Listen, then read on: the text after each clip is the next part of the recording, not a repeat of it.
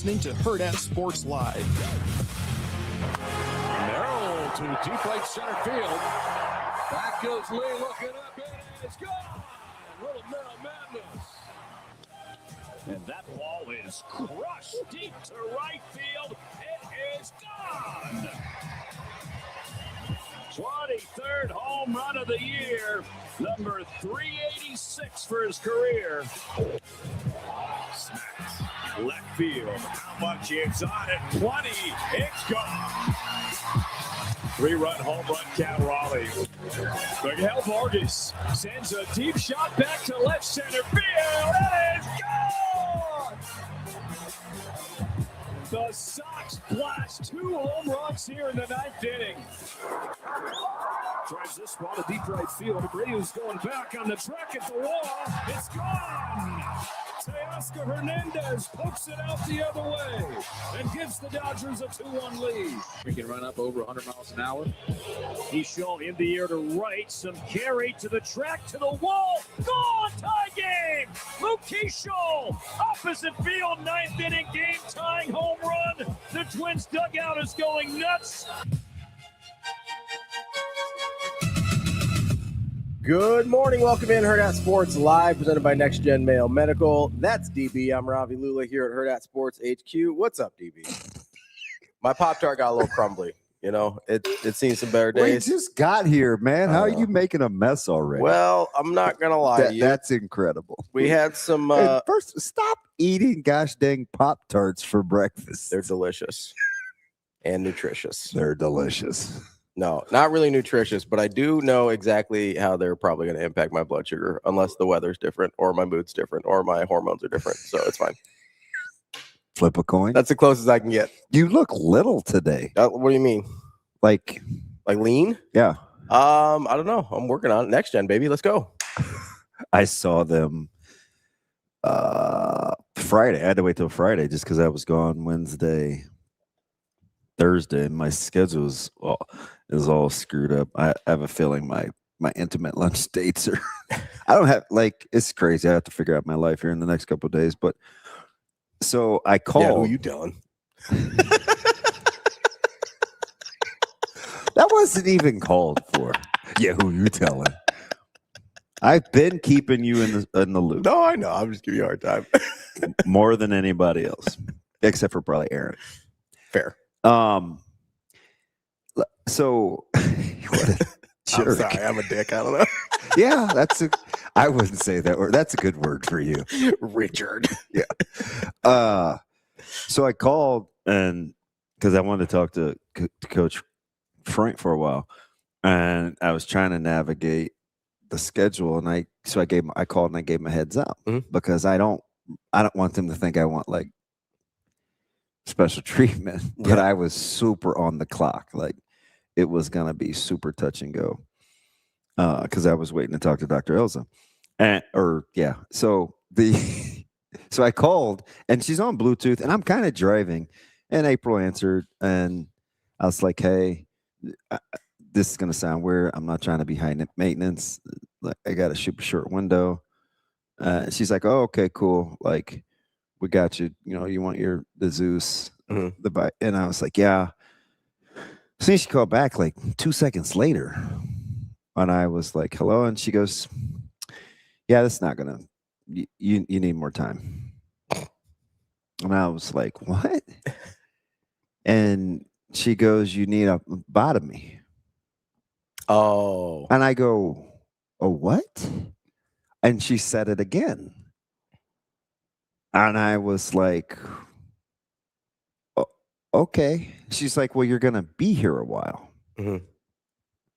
So for whatever the reason, I was just in a hurry. I was trying to get to Coach Frank. And so I called back and I go, I must not have heard that right. I'm trying to say what she said into my phone. This is why. Because you thought she said you need a lobotomy, didn't you? I'm going to get to that. Okay. Go ahead. So I'm trying to Google what she said on the phone. Yeah. So I called her back again. And I go, what did you say? And she's like, what is wrong with I you? was gonna say she's had to be just fed up. I goes, what do you mean? What is wrong with me? And she spelled it slow. She's like PHEL. So she's talking. So no, I hung up again. This is giving me Greg Sharp, Minnesota, call 7 times in 2 seconds. Fun. I'm on the 4th floor. Okay, that's good. We're not revisiting that. Everybody goes to the wrong stadium. Why are you naming all your stadiums after Bank, Minnesota? Come on. So I Googled it and I was like, what's a phlebotomy? So I called her back. This is the 3rd time? Yes. Okay. In like 180 seconds. I was thinking this was like 10 minutes. It's all like back to back to back. Back to back to back. So I go, what in the world do I need that for?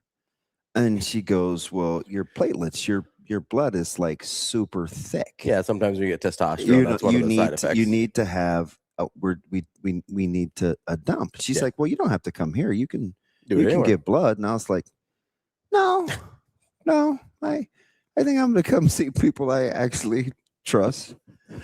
So I walk in and I go, are you sure? And I said, what's it for? And she said, well, and she's hem-hawing around.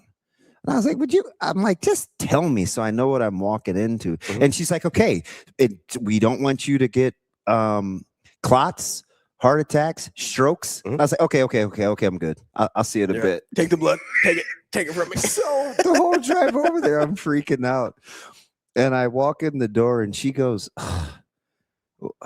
like, I knew you were going to freak out. That's why I didn't want to tell you anything. And I was like, what? And she goes, well, it could be worse. I could have said a lobotomy. And I go, that's what I thought you said. She's like, I didn't know you performed those here. Yeah, or in this century. Michelle was just like, I can't believe you're a functioning adult. That's how she looked at me. I was like, oh, this is going to be a good Friday. It's great. It's terrific. It was wild. And she's like, make sure you get something in your stomach and at least 64 ounces of water. So I'm with Coach Freud and I'm like slamming those cheap red glasses full of ice water. He's probably looking at me like, you good? You right there, bud? It's like, yeah, I need a lobotomy. I had no idea what she said. I was saying he is not the right guy to have that conversation with because he will kill you. Yeah, and he's ridiculously, he knows more about that stuff than I do. I know, but he would definitely still kill you for it. Like he'd get you. I was like, huh. He's meaner than people think. Yeah, in a good way. He's very direct. Like he's like snarkier than people think. So yeah, you've seen it. I told him, I was like, I don't even know why my co-host likes you. He kind of has a man crush. And then I thought about it. I was like, no, they're kind of both a lot alike. So it's funny because when I go to Westside games, I spend a lot of time talking to him. Yeah. So I've actually spent outside of like the poker games and stuff, I've spent a pretty good amount of time with him. Yeah, he's sensational. Because we just hang out. He kind of holds court on the sidelines or whatever. And he's a little guy now too. I think I can take him. It's like Sip. You got No, I'm gonna get that guy. I'm gonna really get Sip. Although he wouldn't be the first person in the media that I would. Do we want to have a power rankings of people in the media we want to fight? Let's do it. No. I'm having flashbacks of my sermon yesterday. Oh, do tell. It was since they're all good.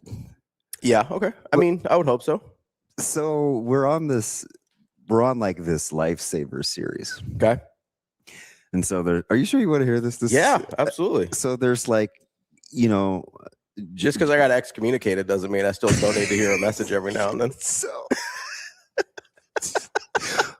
I'm just kidding. I'm not Catholic. So so there's some about my pastor. Like what? Is the chat going crazy again? Yeah. What they say no. They're terrible. I don't want to take any shots yet this morning. Well, it's early. Go ahead, get them in. So there's just something about him to begin with, right? Yeah. And my he probably couldn't care less, but like the circle's obviously pretty small, right? Mm-hmm. So I'm like, gosh, I would really benefit from him being on my team, right? Like, this is somebody that I think I could actually spend time with. People are good for.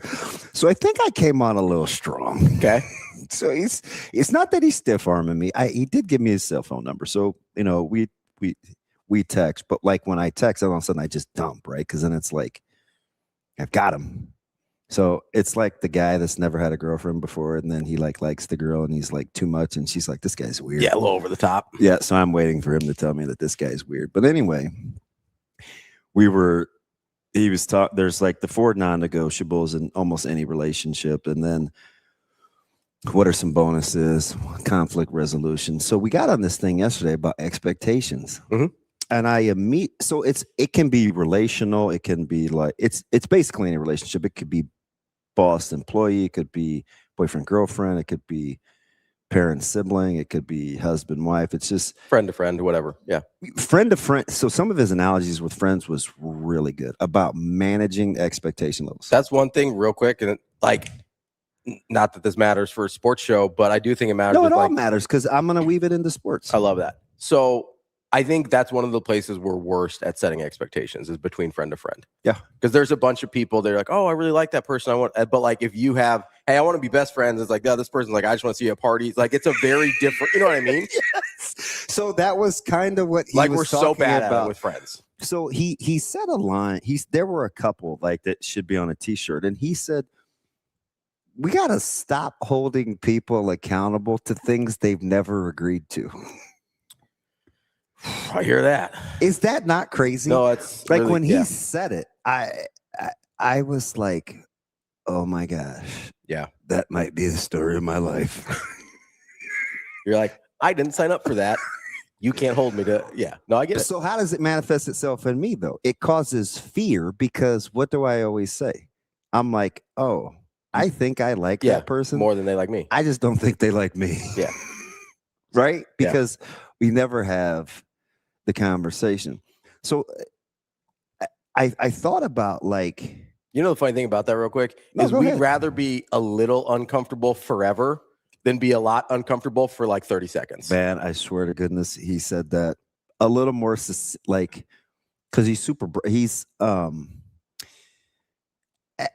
very clever, but he's straightforward. Yeah. It's a skill. It is 100% a skill. But the emotional intelligence is like, that's how he can talk. But he's just ridiculously funny. And like he said something about Napoleon Dynamite. Yeah. Now keep in mind, this is 8:30 service. There's like not a ton of people in there, and they're mostly older. Okay. And you still go to the AME? No. Oh, okay. Because I was like, that does not seem like a Napoleon Dynamite crowd. Like that reference may not land. Hey, you at your black church? You're an idiot. Do you have any shame? I mean, even a morsel, an ounce, nothing? Not even a little bit. I don't even want to tell you my story anymore. You knew exactly what I meant immediately, though. I get it. So he'd said a couple of things, and only a couple of people had responded. And he was like, "Hey, are you guys with me this morning?" Yeah. So for whatever the reason, I forgot where I was, and he gave a Napoleon Dynamite reference, and I was like, he's like, and nobody here has any idea what I'm talking about. And out loud, like a dummy, instinctively, I go, "No, that was funny."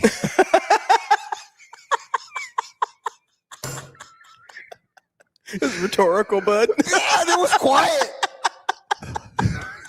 I almost fell out of my pew.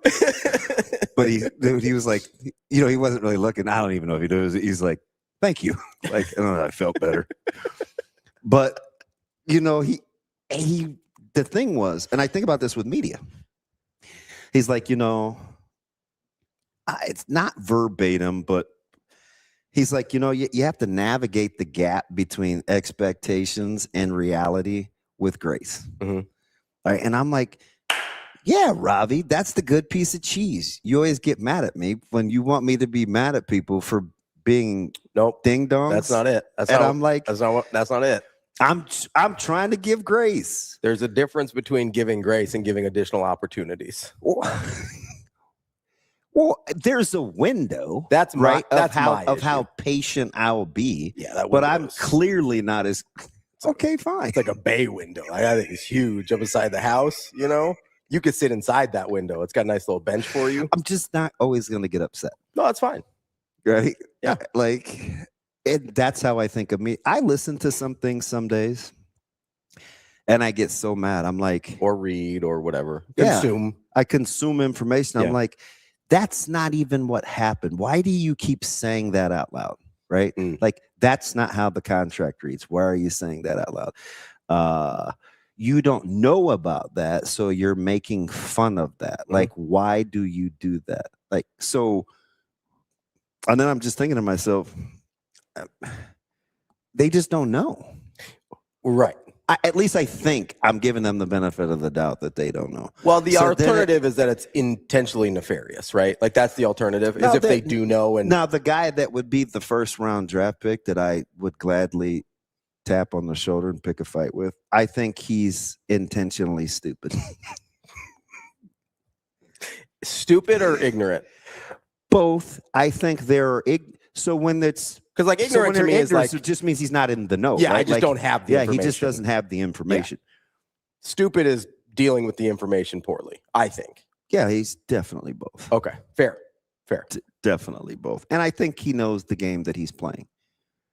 That to me is when I say nefarious, is like when you're doing it on purpose. Yeah. So that's the first thing I thought of. I was like, wow. I'm not smart enough real time to be saying I'm navigating that space with any sort of grace, but I do try to understand. I'm like, it's like I would tell you often, we'll have all these conversations about people wrote or what they said or this opinion on this. I'm like, they just don't have enough. I just don't think they have enough information. So the problem is, I think the real problem comes in when you don't have enough information and either you think you do or you don't care that you don't have enough and information. You pawn it off as, and you go anyway. Yeah. Right? Like that's that's where it gets troubling because like you'll have all the comments about the Dodgers.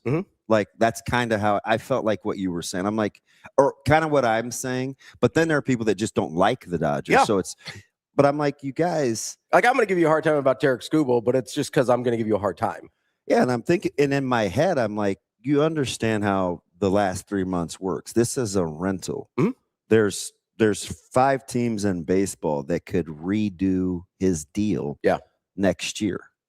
I think everybody expects it to be the Dodgers, but it's not they have every opportunity to do the same thing.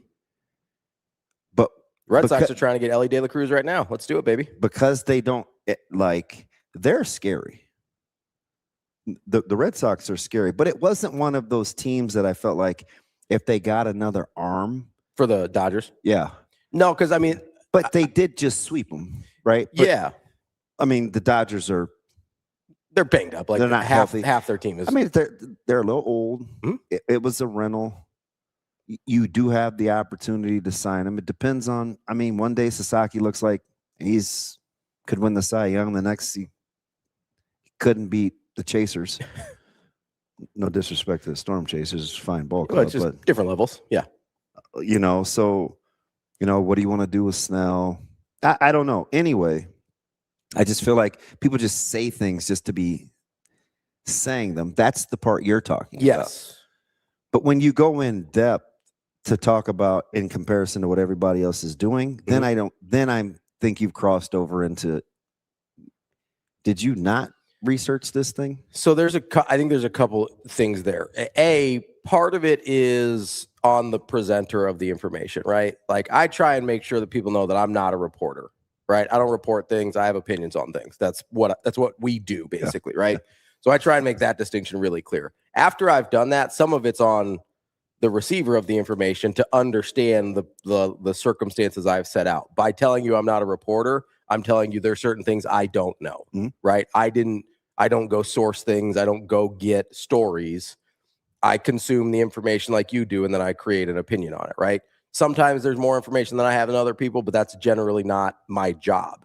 So that's like, again, setting expectations for the relationship, for the host to listener relationship. It's very important to me to set the expectation of I'm not a reporter. How did you word the verbiage? You said we'd rather be comfortable. We'd rather be uncomfortable a little bit for a long time than be. Yeah, we'd rather be a little bit uncomfortable forever than a lot uncomfortable for like 30 seconds. Because that's all it is. You just have the conversation, right? You have like, I think Juan said it's like the "what are we" conversation. He said that John said this is not going to be John Hour, but like 15 times, and this has been throughout the whole series because one of the 4 non-negotiables is communication, and he always have the conversation.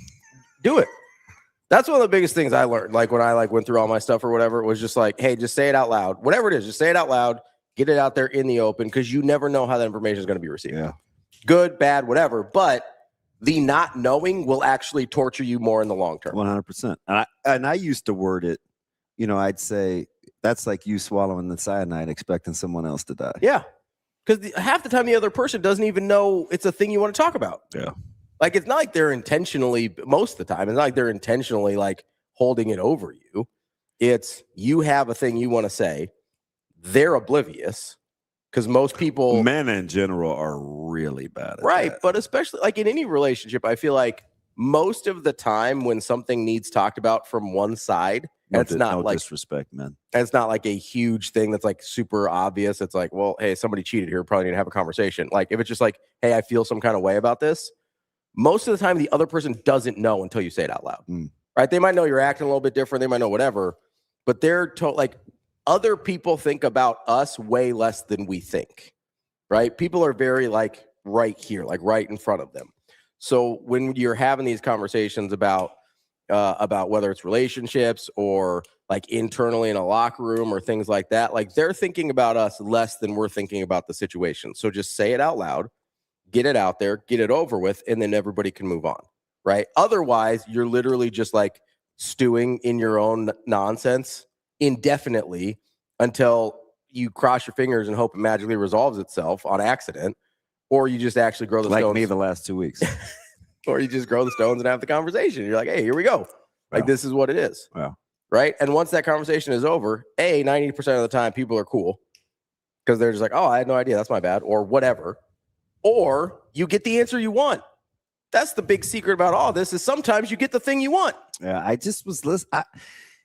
And it's like, am I turning the channel out of disgust? Do I not hit reply and I stew on it? Do I read the, you know what I mean? Yeah. It's just like, I mean, I had a whole back and forth this weekend about special teams on the internet, right? Because Austin and I'm trying to figure out who put the quarter in for that. Well, so somebody tweeted out a clip. I think it was Husker X's and O's on Twitter. Yeah. And then Coach Ben, I don't know how to say his last name, tweeted something similar as well. And so basically Austin and I were having a conversation about it started with the punting thing and then sort of the unevenness of special teams last year with Eckler. Yeah. And my point was I didn't think they reached a point of execution where you could consistently count on them to be a part of winning the game, right? The argument back was, hey, they had a blocked punt for a touchdown. Said you were fighting for your life on Saturday. That was good. What was I doing? I don't know. We talked on Saturday. I know. I'm not sure I left the house. Yeah, you said you were going to shut it down this weekend. Yeah. But yeah, like the block punt for a touchdown against Michigan State. You have a kick return for a touchdown. Was that Michigan State? Maryland. There was a block punt for a touchdown at one point. There's a Kenneth Williams kickoff to return for a touchdown. You had some long returns from Barney. Like, there's one-off plays that helped win those games, right? I understand that. My point was, while they stopped making the I wish, TK. While they stopped making the horrifying plays that actively lost them games, they hadn't reached the standard of execution that would consistently allow you to help win games through special teams, like pinning your opponent back in field position when you cross your own 40. Like that level of execution. And I get that Iowa's the gold standard, but that's kind of what we're talking about here. Whether they've got a Cooper DeJean or a Cade Wetchen or not, they're going to be good on special teams. Mm-hmm. Those guys put them over the top and make them like truly dangerous, but they're going to win games through special teams, whether they've got one of those return guys or not. So that's kind of what I was talking about. And it got taken into Ravi doesn't think they won plays. They had winning plays on special teams last year. And it's so again, I had to reset sort of the expectations of what I was talking about versus what they heard. Yeah, I think it's important. That's kind of been you need distinctions. Yeah, exactly. Like nobody can watch a touchdown, a kickoff return for a touchdown and be like, oh, that didn't help them win the game, obviously, right? But in the context of like last year as a whole and moving forward in special teams, which is what we were really talking about since Eckler left, is I think they can reach a level of execution on a consistent basis to not count on boom plays, splash plays, to be like, hey, unless we get one of these, the special teams isn't going to help us today, right? That's what my goal is from special teams. And then the boom plays are just little bonuses. It's interesting, too, because stuff like that I shrug off. Yeah. But it does. I'm not going to act like it doesn't disappoint me. Sure. Right? But that's not my burden to bear. Yeah. Right. But it's still, then just the fact that I'm human. Yeah, you're a person, right? Yeah. Right. It's like I'm watching all these back and forths with Sophie Cunningham and the foul, non-foul thing. Yeah. And everybody, and it's social media, so I have to know what I'm dealing with, but it also is a microcosm of society too. And it's like, because we think this on the back end, this is the prism that we look at this with currently. Mm-hmm. Like the Sophie Cunningham thing isn't a black, white, trans, lesbian, liberal, conservative foul. Mm-hmm. It's a cylinder rule. Yeah, it's a basketball thing. It's a basketball thing. But we want to make it about a bunch of other stuff. So we just use the clip and we're like, oh my God, Sophie Cunningham has lost her teeth. Mm-hmm. And I'm like, you guys, this just happened in the NBA with Mitchell Robinson and Karl Anthony Towns. And both of them received the same thing in the San Antonio series, and it turned into a cylinder rule. Do you remember that, Rico? Am I misremembering? No, I remember it, and yeah, it's one of those rules where nobody really they're like, well, this person's getting hit in the face with an elbow, and it's like, yeah, but they're also like chest to chest with this person. Like you gotta back up, and it's bad on both sides. Mm-hmm. It's like if you're pro or if you're anti Sophie Cunningham, it's oh man, like that's what she gets. And if you're pro Sophie Cunningham, it's the league is running amok and the league is a joke. And I'm like,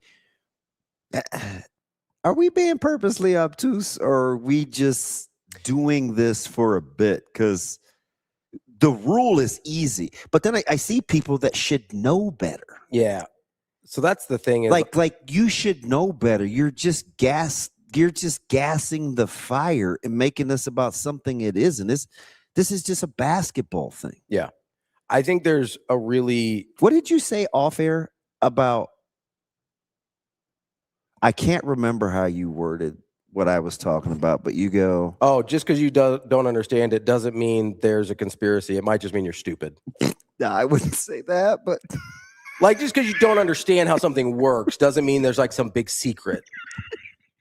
Like, no, you just failed biology. Yeah, like textbooks exist, right? Like there's like just because you can't imagine the technology to get onto the moon doesn't mean we didn't land there. I don't understand the idea of a several ton plane flying through the air, and it happens all the time. I don't think planes are a conspiracy. Like I don't understand the Earth, which is why there's an ice wall. Yeah, again, Kobe. Yeah, that's Frager, the cylinder rule. Like that's close to home. Like, why all of a sudden did we take up arms over this? Because here's part of the problem. Here is we let our emotions about how we feel about something dictate how we want something to be legislated. Like just talking about sports here. I'm gonna be careful. Just talking about sports here. Like. If I'm, are you telling me I'm not going to? Well, like so with the Knicks Spurs series is a good example of this. I wanted the Spurs to win. Or no, this was Timberwolves Spurs. Yeah, so that was how you painted Wembanyama. Yeah, so like when he's elbow some dudes in the face, I'm like, no, that's clean. Come on, man. What's he supposed to do? That dude's face just happens to be at elbow height. Do you remember that whole 20-minute demo and me melting down? Yeah, Rico? because I got up and I was like, look, see, that's a basketball move. That was such a stupid, because you were actually doing a basketball move, whereas he did not. Listen, I'm not 7'5", so I don't really know how limbs work at that size. Like, it could be a basketball move. How long does it take for the message to go from brain to elbow? He didn't know. Exactly, right? Like, there's a lot of neurons in a 7'9" wingspan, you know? But that's what I mean. Like, and so we take that, but like, I'm aware I'm doing it because I'm like, yeah, I want the Spurs to win. You can't suspend them in that situation. It's the same thing that happened with like LeBron and Draymond. Like, if LeBron's on the ground and swipes a Draymond's ball bag, like, then I didn't want to say junk for some reason. I landed on Ball bag. I think that might be worse. Probably take junk, given the two. Yeah, it was bad. It was a bad choice. You could have just said balls, and that would have worked better than ball bag. Okay, carry on. Like, if the roles are reversed, it's like, yeah, suspend him or whatever. But now Draymond, I'm like, league had it out. League had it out for Steph. You know what I mean? Like, but I'm aware I'm doing it. That's part of the difference is like, I understand in all likelihood. It's like, yeah, Draymond's pretty dirty. He gets officiated a little different, but it's like, yeah, he swiped at the guy. Like, that's a tech. He had 17 of them. You're out. Sorry. Like, I understand that on a logical level, but we let our emotions dictate how we process information. That's a real problem. It's at an all-time high, though, I think, especially for social media. The other problem is we don't trust anyone else's agenda, right? Like, I landed on the special teams thing. I landed on a pretty good place with Coach Ben because I was like, who are we talking? I need to go back and look at that, but carry on. I don't know how to say his last name, so I don't want to butcher it. It's just a lot of vowels. So we're having this conversation. I was like, hey, let's reset here. I was like, I've never been anything but respectful to you. We don't know each other really. Like, let's leave the kind of the snarkiness out of it if we're trying to talk ball. And he was like, you know what? Cool. You're right. Let's have that conversation. And it was good. Like, we were fine after that. But if you're not willing to pull that Band-Aid real quick and be like, hey, let's not do this. Otherwise, I'm probably not going to continue this conversation. Or have somebody else who's willing to be like, you know what? I am just trying to talk about ball. I don't want to make it about other stuff. That's where you, like, again, have to reset those expectations so that you can have a productive conversation as opposed to just like bickering at each other. Because otherwise it's going to be like, well, the media doesn't listen to the fans. They all think we're stupid and whatever. And it like goes just round and round into this little whiny fest. Where that was Josh, right? That wasn't Ben. I'm just looking. No, it started with Coach Ben. It's a something Audi. Yeah. So he was one of the ones that quote tweeted it. Him and Husker X's and O's, and then him and I had a pretty productive conversation. I don't think Husker X's and O's ever chimed back in, but other people see it and they kind of. Oh, that's disappointing. Ben thinks that the media thinks that they know more than him. Well, that's where I kind of reset the expectations. I was like, hey man, you and I have never had that. Because he's like, facts, never been more disconnected from Husker media because of the constant, we know more than you do. So shut up if you aren't fully sold on this regime. Yeah, I don't know who's saying that though. Is it in reference to, do you know anybody that's like, first of all, even if I'm all in on the regime, I would never say I know more than you. At least I don't think so. I mean, there are certain circumstances where I do have information and they don't. Yes. But I'm not going to argue that. But also, I would argue even who in the media would know.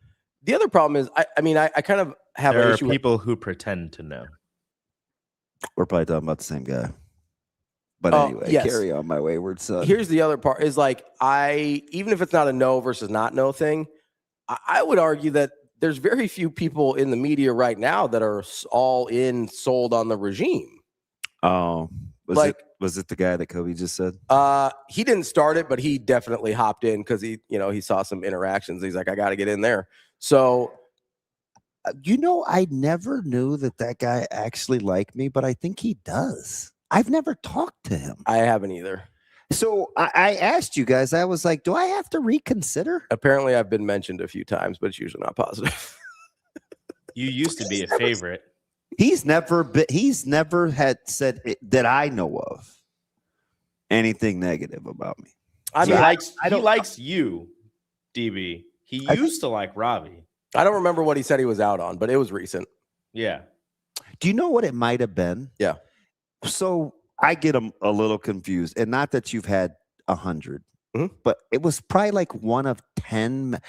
There was a stretch about 4 or 5 months ago, Rico, where Ravi was mad like every day. Remember? And what was the one? We were getting good clips out of that. Austin will know. It was the one you had to defend for like 7 days. Yeah, I remember the experience. I don't remember what the topic was. I think you were mad at the fans. I can't remember. Was this the donors thing?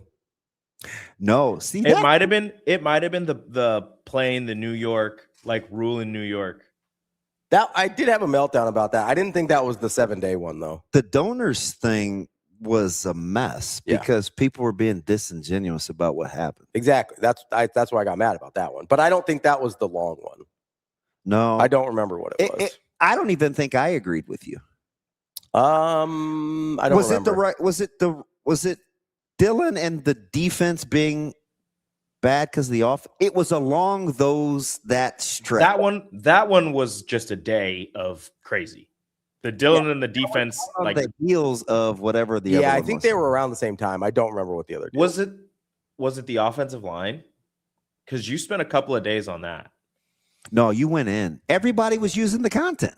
Yeah, like every outlet was using the content. Oh, was it the Trey Taylor thing?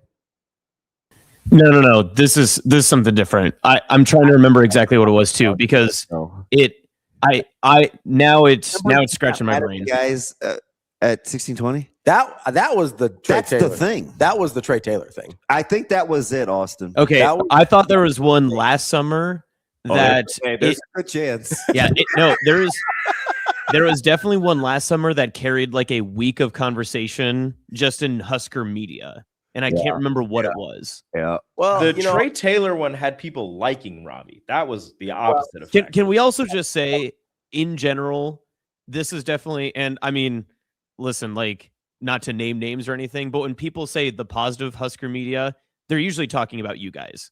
No, like they're talking about the Husker optimists, and it's you two. That's why I pushed back against the everybody sold on this regime, because I don't think that's the case. Like in the media in general. You know what though, AJ? Because I feel like I always have to do this, but I guess I will again. This is gonna sound. It just is what it is.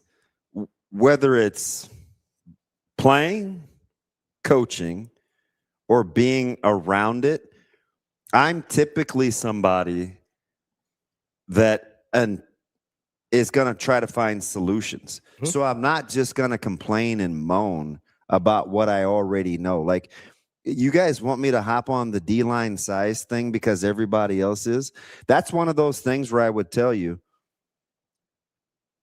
it's not a size thing. I'm convinced of that. You can't get me to say they need bigger people, and that's the problem. Especially when you've seen it work. That's not what I think. Yeah.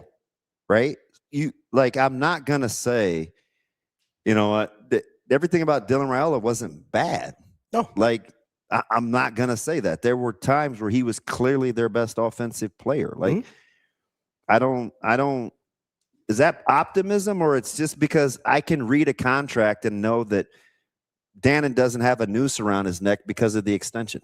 I think so many people that listen, like that's the facts. That's not my opinion. Yeah, if it's my opinion, I'll tell you what my opinion is. But if you know what the contract looks like, and that's what the contract says, like, I know why they did it. There's no way around it. Like, but I'm not going to cram that down your throat. I'm just not going to talk about it. Yeah.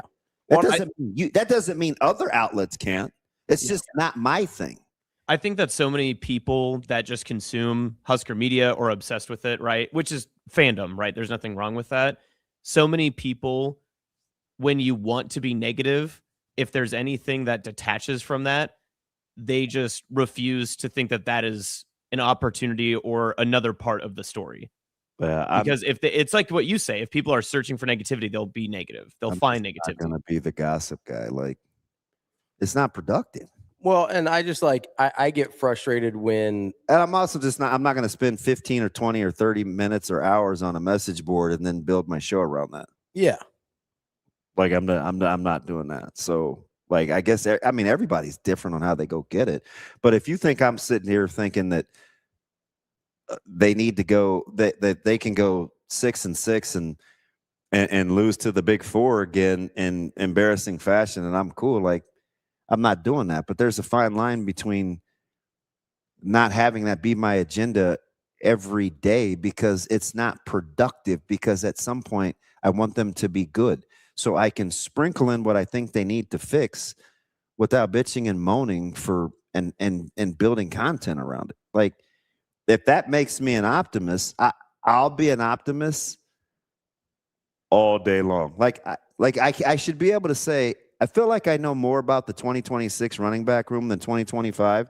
And you think that the 2025 room, because they produced Emmett Johnson, was better. I feel like we should be okay there. That doesn't make me an optimist. No, I'm just telling you that I know more about this room than I did last year. I have fewer questions about this room this year than I did last year. Yeah. Do I think we'll get a 1,500-yard rusher? I don't. No. But you think overall the room could be better? I know more. Yeah. See, they hear better. Sure. I said I know more. Yeah. Because we confuse high-end talent with an expectation of me forecasting the future versus looking at the past and saying, oh, yeah, we're going to get 1,500. We're having 1,500 yards. Yeah. That's not what I'm saying. I can look at the quarterback room and say, I'd like the competitive demeanor within that room. Oh, last year it wasn't good. It was the poster boy. It was St. Dylan. It's not what you said. It's not what I said. Like, I'm saying exactly what I mean. Mm-hmm. You want me to say such and such and such and such. And so when I don't, it's like, I'm not doing that. Right. I think the floor for this team is 6 wins. The ceiling, the realistic ceiling for me is 9. Am I? That's where I landed. Like, that's not crazy optimistic, I don't think. Oh, I think that's pretty realistic. I would be floored if they won 10. I would too. If they won more I than... would not be floored if they won 9. I agree. So yeah, like, I don't know. I just, it's just weird when people want you to say what they think. You're wrong. Yeah. If you don't, like, not just wrong. I'll never be that guy. Not just wrong, but the problem is they'll then go to delusional or apologist or homer or whatever. For 51 years, I've never been a guy that just focuses on the problem. I know the problem. Yeah. We're aware of it. Like, we know what the problems are. Like, I don't know. I like being the optimist. Like, because if you ask me, I'll at least offer solutions. Problem, Husker fans, what do you think? Problem number 1. I don't know. Stop the run. Problem number 2. Score in the red zone. Problem number 3. Get off the field on third down. Get off the field on third down. Problem number 4. Stop giving up touchdowns in the red zone. Yeah. Right? Those are problems, right? So what they do about it? They went out and got a new defensive coordinator. They went out and got a new defensive line coach. They got an edges coach. They got safeties, new safeties coach. Like, hey, but he hired those guys. Yeah, he did. And he didn't get it right. Next. Yeah. Oh, that's no fun. Like, he explained why he hired John Butler. He liked what they did with Tony White. Nah, I mean, you're gonna have to get into this. You know what I mean? Like, because again, I try to say this, and maybe people don't believe this to be true, but again, the difference between an excuse and an explanation is what? Accountability. Ownership, correct. So it's like, I don't know what to tell you. I mean, you've been sitting on that, Austin. Are we the? I do know what to tell them, but what would they call us? We're positive. I think people just like that you're Husker optimists. Yeah, I don't know about. Some people like it. Some people don't like it at all. I don't know if I call me an optimist. I would call myself an optimist. Like, with life in general, I'm very optimistic. Yeah. But like, am I a Husker optimist? So here's the problem is when people are pessimistic, they call themselves realists. So if you're a realist, you get labeled as an optimist. Yeah. So that's like we shifted the paradigm because people that are pessimists don't want the anchor of being negative around their necks. They're like, no, I'm just keeping it real, man. I'm just keeping it real. And it's like, nope. With opinions. With whatever, right? Yeah. And so if you are trying to like look at a situation objectively and not inject your own emotions or opinions into it at the initial part, obviously what we do is inject opinions at some point, but then you get labeled as an optimist because you're not willing to wrestle in the mud with everybody else. I didn't know you and my man WD-40 had issues because he likes our show. I wouldn't call it beef. It's just like well, at least he said he liked our show. He said, he basically just said like, hey, used to be one of my favorites. I'm out. Like, I wonder, that's funny because I think that about every 5 minutes and I'm in. And you still here. I'm in. I mean, I love the hiring thing because it's like, let's not pretend like Nick Saban didn't hire like Major Applewhite. You know what I mean? Like, oh, I know. Like, you know what I mean? Like, good coaches hire bad assistants sometimes. It happens. And not even just bad. Like, Terry Braden's a great example of this. He's a really good fit in Kansas City. He wasn't a good fit here. Oh. Right? That doesn't mean he's a bad coach. Yeah, it means he's a bad fit. Yeah, and I could say there's not a person on the planet to tell you that wasn't a good hire. Yeah. I had somebody still this weekend tell me it was a good hire. And it's like, listen, resume the whole thing. Like, I get it. I was excited about the hire when it happened. But Coach Rule had worked with Terrence Knighton for however long, a decade. He didn't have that kind of shorthand with Terry Braden. You don't have that kind of shorthand with people you haven't worked with before. So people get mad about hiring people you know. This is why they do it, because they understand the chemistry and they understand you can work together, right? When you hire outside of the people you've worked with before, you're always rolling the dice a little bit on chemistry, on aptitude, on work ethic, on everything. A lot of people interview well that can't do the job. Right? Like, that's just kind of what it is. John Butler, obviously a really good coach. He's been doing this for a long time at a high level, right? Good football coach. Bad fit for what Nebraska needed, right? That's all it is. So you look at it and you go, I mean, on paper, I don't think this is a hot take. On paper, you could look at John Butler and Tony White and say John Butler has a better resume for the Nebraska DC job when they got hired, at the time of them being hired. I think you could have made that argument. It's very close at the least. Okay. So we go back in retrospect and be like, well, we liked how Tony White worked out. We didn't like how John Butler worked out. So one was a great hire and one sucked. Or was it the same process and things just don't always work out? That's the problem, that like we will condemn a process because we don't like the result. I agree with that, Captain. I agree with that. And I think they know that. Here's my question, though, right? Yeah. What's the reason you want to move on from Matt Rule? To win more, right? Theoretically, unless you just decide you didn't like him. I think so. And let's listen, hear my heart. Yeah. I think we're talking about a small minority. I agree. Right? Like, and I don't know how we morphed it. I'm blaming John. Pastor Weasel, this is on you. He's probably not listening, but maybe he's a fan. This all birthed like the delivery process and like the stressors and anxiety level of what's going on in social media with sports, right? Because we were talking about you can't hold people accountable for something they never agreed to. Yeah.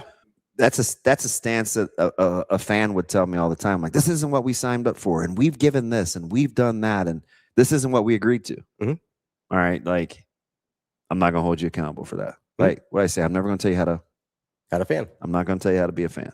I will, because I'm a jerk, but it's fine. But again, to go back to what I think should be on a t-shirt, and maybe like emotional maturity or whatever your thought process is, maybe grace isn't a term you want to use, right? But when you hear like navigate the gap between expectations and reality with grace, I don't know what semantics word is close enough for you or for whomever we're talking to is, but when I hear that, it's just like, okay, this is what, and sometimes it's my expectations on how I want them to think, So I have to navigate it too. It's not a one-way street. Mm-hmm. Right? It's like when I say something, sometimes I'm like, guys, I'm telling you, like, why won't you just believe me? Yeah. And then I get frustrated. Right? Like I need to be doing the exact same thing. Right? Whether it's the tools in the tool bag, they made it a hammer and nail and all they got is sandpaper and a saw or vice versa or whatever. Like I have to understand, like, meeting people right where they're at doesn't mean you have to lower your expectations and what you expect them, because you would always get mad at me for that. Right? And I'm just like, it's just in the moment. It's just for right now. Yeah. Like, because I say just because it has been doesn't mean it always will be. Doesn't mean it always will be. Right? Like you can allow for growth and change. Like that's like if you really want to know my person, like that's my personality. That's one of the places that we differ the most. Me and you? Yeah, because you want to allow, especially since you coach and especially younger, like high school kids, stuff like that, you want to allow for growth and development. Well, I think it's primarily because I failed. Sure. But like I've made some horrific mistakes. Yeah.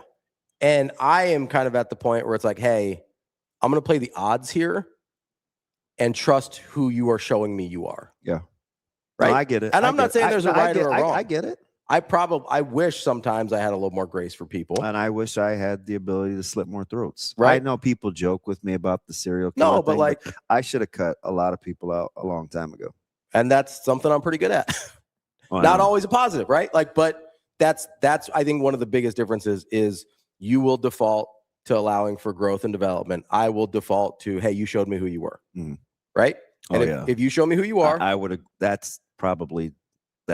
You're right. And if you show me who you are, between the two of us, and I'm not interested in that, it's cool, but you're out. That's just what it is. Yeah. Right? Especially at a certain age. Like I'm pushing 40. Anybody around my age or older, like I know who you are at this point. Like most people don't go through. Some people, don't get me wrong, but most people don't go through like that. Now that's why you were excommunicated. Well, maybe a little bit. But most people, by the time they reach 40, it's like that's probably who they're going to be for the rest of their life. And listen, I can always not listen. You guys ask me sometimes why I entertain some of these guys in the chat. Like Husker Homer doesn't upset me. So my issue is when I think people are doing it on purpose. Yeah. That's where you lose me. If I'm like, hey, if I can equip you with maybe I have a little bit more information than you do about something, maybe you have a little bit more, like if we can help equip each other to understand the conversation better. And once I've set expectations, like when I'm having a conversation with Coach Adi on the internet over the weekend, if I reset the expectations and he still doubles down, then that conversation's over. You know what I mean? Speak of the devil. So like I'm out at that point. If we reset expectations and you're willing to have that conversation with me, then we're still cool. But like once I've done that and you react one way or the other, that dictates my next move. Was it Daniel Moylan that said everybody's entitled to their own set of opinions, but not their own set of facts? Correct. Yeah. And that, unfortunately, Daniel and Sarah Moreland, Sir Moreland. I need to go get Tessa. Your boy was up for 3 consecutive hours last night. That's too many. Yeah. Go to 1:37 to 4:37. Go sleep, DB. I got up about 3 because I knocked off a whole thing of club soda. Yeah. And I wanted to go in Micah's room so bad because I could see that the light was on. Mm-hmm. Like under the door? Under the door. Yeah. And when I got up at whatever it was, 4:40, it was off. And I wonder when that happened. I didn't have the heart to go in there because I'm like, if I wake him up, it's going to be worse. Yeah. Drives me crazy. There's a thing on his television called a sleep timer. Hit that thing. I like sleeping with the TV on too. I can't blame him. You're too old for that. Nah, I love it. It's great. By the way, did you see the picture of, because you know I'm all in on Oklahoma. I said Oklahoma's going to be playing Georgia for the SEC championship. Mm-hmm. Did you see the picture of John Mateer? Without his shirt on? He is thick. Is he? He's built to take some wear and tear. Okay. I mean, he is yoked. Really? I don't even know how he's not Will Levis. Oh, yeah. Who was, but by the way, yeah, I saw the clip. It's tough. You good, Will? Nah, he is not good. Irrational confidence is fine. Kobe, I made some shrimp burgers yesterday. They were kind of fire. Ooh, that sounds interesting. Yeah, look. How did he look? That's the exact picture. Yeah, I'd start to have some concerns about shoulder mobility. At some point, like that looks like it would be uncomfortable. Yeah, That is not a quarterback. we're not quite in like Tebow range yet, but we're circling Brady Quinn though. I think. Hey, AJ, what are we supposed to say for our what? For our podcast listeners that can't see, would you like to describe the pic? It was Jimmy Neutron. It sounds better when Jimmy Neutron does it. Ravi, for our podcast listeners, could you describe the mammoth of the human in front of us? This is John Mateer. He's holding the football right in front of his chest. Looked like he's about to throw it. Doesn't have it on the laces. Interesting. It gotta be, doesn't it, Channel 3, Sean? But did you see him at SEC Media Days? You could tell he was thick. Yeah, he is. He's got some boulder shoulders going on there. He looks like he's been on a bodybuilding program. I know, Sadie. Like, I'm with you, but I don't think it is. Why are his traps so big? Yeah, so those are unreasonably large traps for a quarterback. I'm just gonna go. So he had on a Oklahoma the polo and the T-shirt at SEC Media Days, and I'm telling you, your boy was ripped. I will say there is a theory about neck stability and preventing concussions because you don't get like the snapback. Yeah. So maybe he got a little advice on that. It's like, hey, build up those traps, baby. Let's go. Why do his knees look muscular though? He is a little thick in the lower leg section. You usually don't see that from mobile guys. Yeah. Usually they're a little thinner in the ankles. My man, Big Red Gun. I gotta go watch his son play. Alex says I can't show my wife that pic. A-Train. Yeah. He's foolish. You know who's kind of low key crazy? Who is the touchdown maker? Corey. Oh yeah, sweet chatter, my dude is kind of crazy.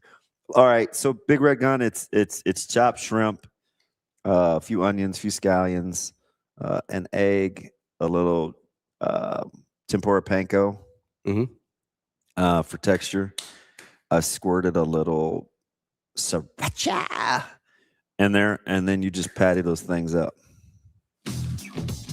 There you go. Put them in the fridge so they hold firm for a second. You can freeze them too for 10-15 minutes, and then about 4 or 5 minutes each side. Shrimp burger it is. Fire. Yeah. Yes. Now they're little. I could probably eat 227 of them. You know I love seafood.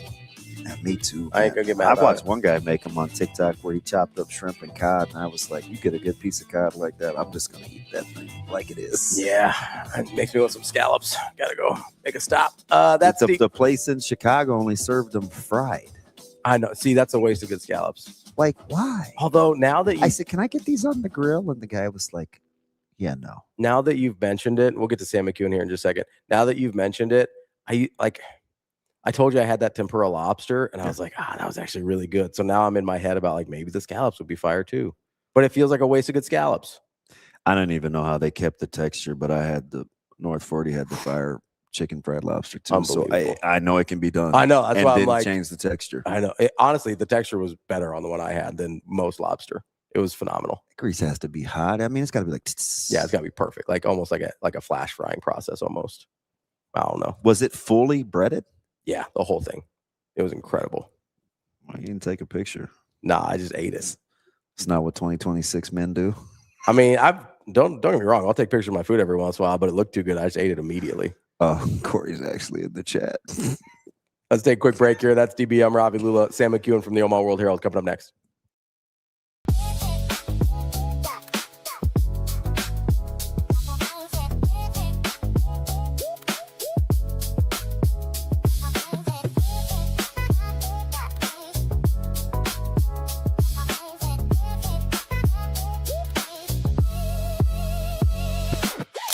If losing weight is harder than you expected, it's not just about willpower. At Next Gen Male Medical Clinic, we build a supervised plan around your body, not someone else's. Schedule a visit at nextgenmmc.com. Let's get you moving forward.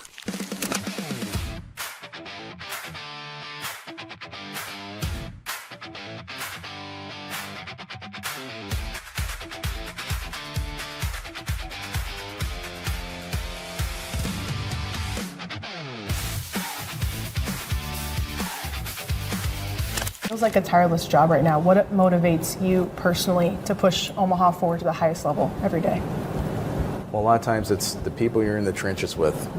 We have incredible leadership at UNO. We all know about Dr. Lee. She's incredible, her team, but also who we have inside our buildings. Our staff works incredibly hard, and I think our student athletes, maybe this isn't the case other places, especially with the impacts of transfer portal and now financial packaging flowing directly to student athletes. Our student athletes at UNO really appreciate the time, effort, and resources we put in. They do not take that for granted, and that helps you really, really work harder. Even though it's really tough, right? The reality is, if you know they appreciate it, it makes you really, really want to track down how do we make them the best versions of themselves. And then at the end of the day, you want to do it for this community. I mean, when we talked about the benefits of winning for your institution, like, we want to put Omaha even more on the map as well. So if we can play a small role in that, that keeps me motivated as well. Yeah.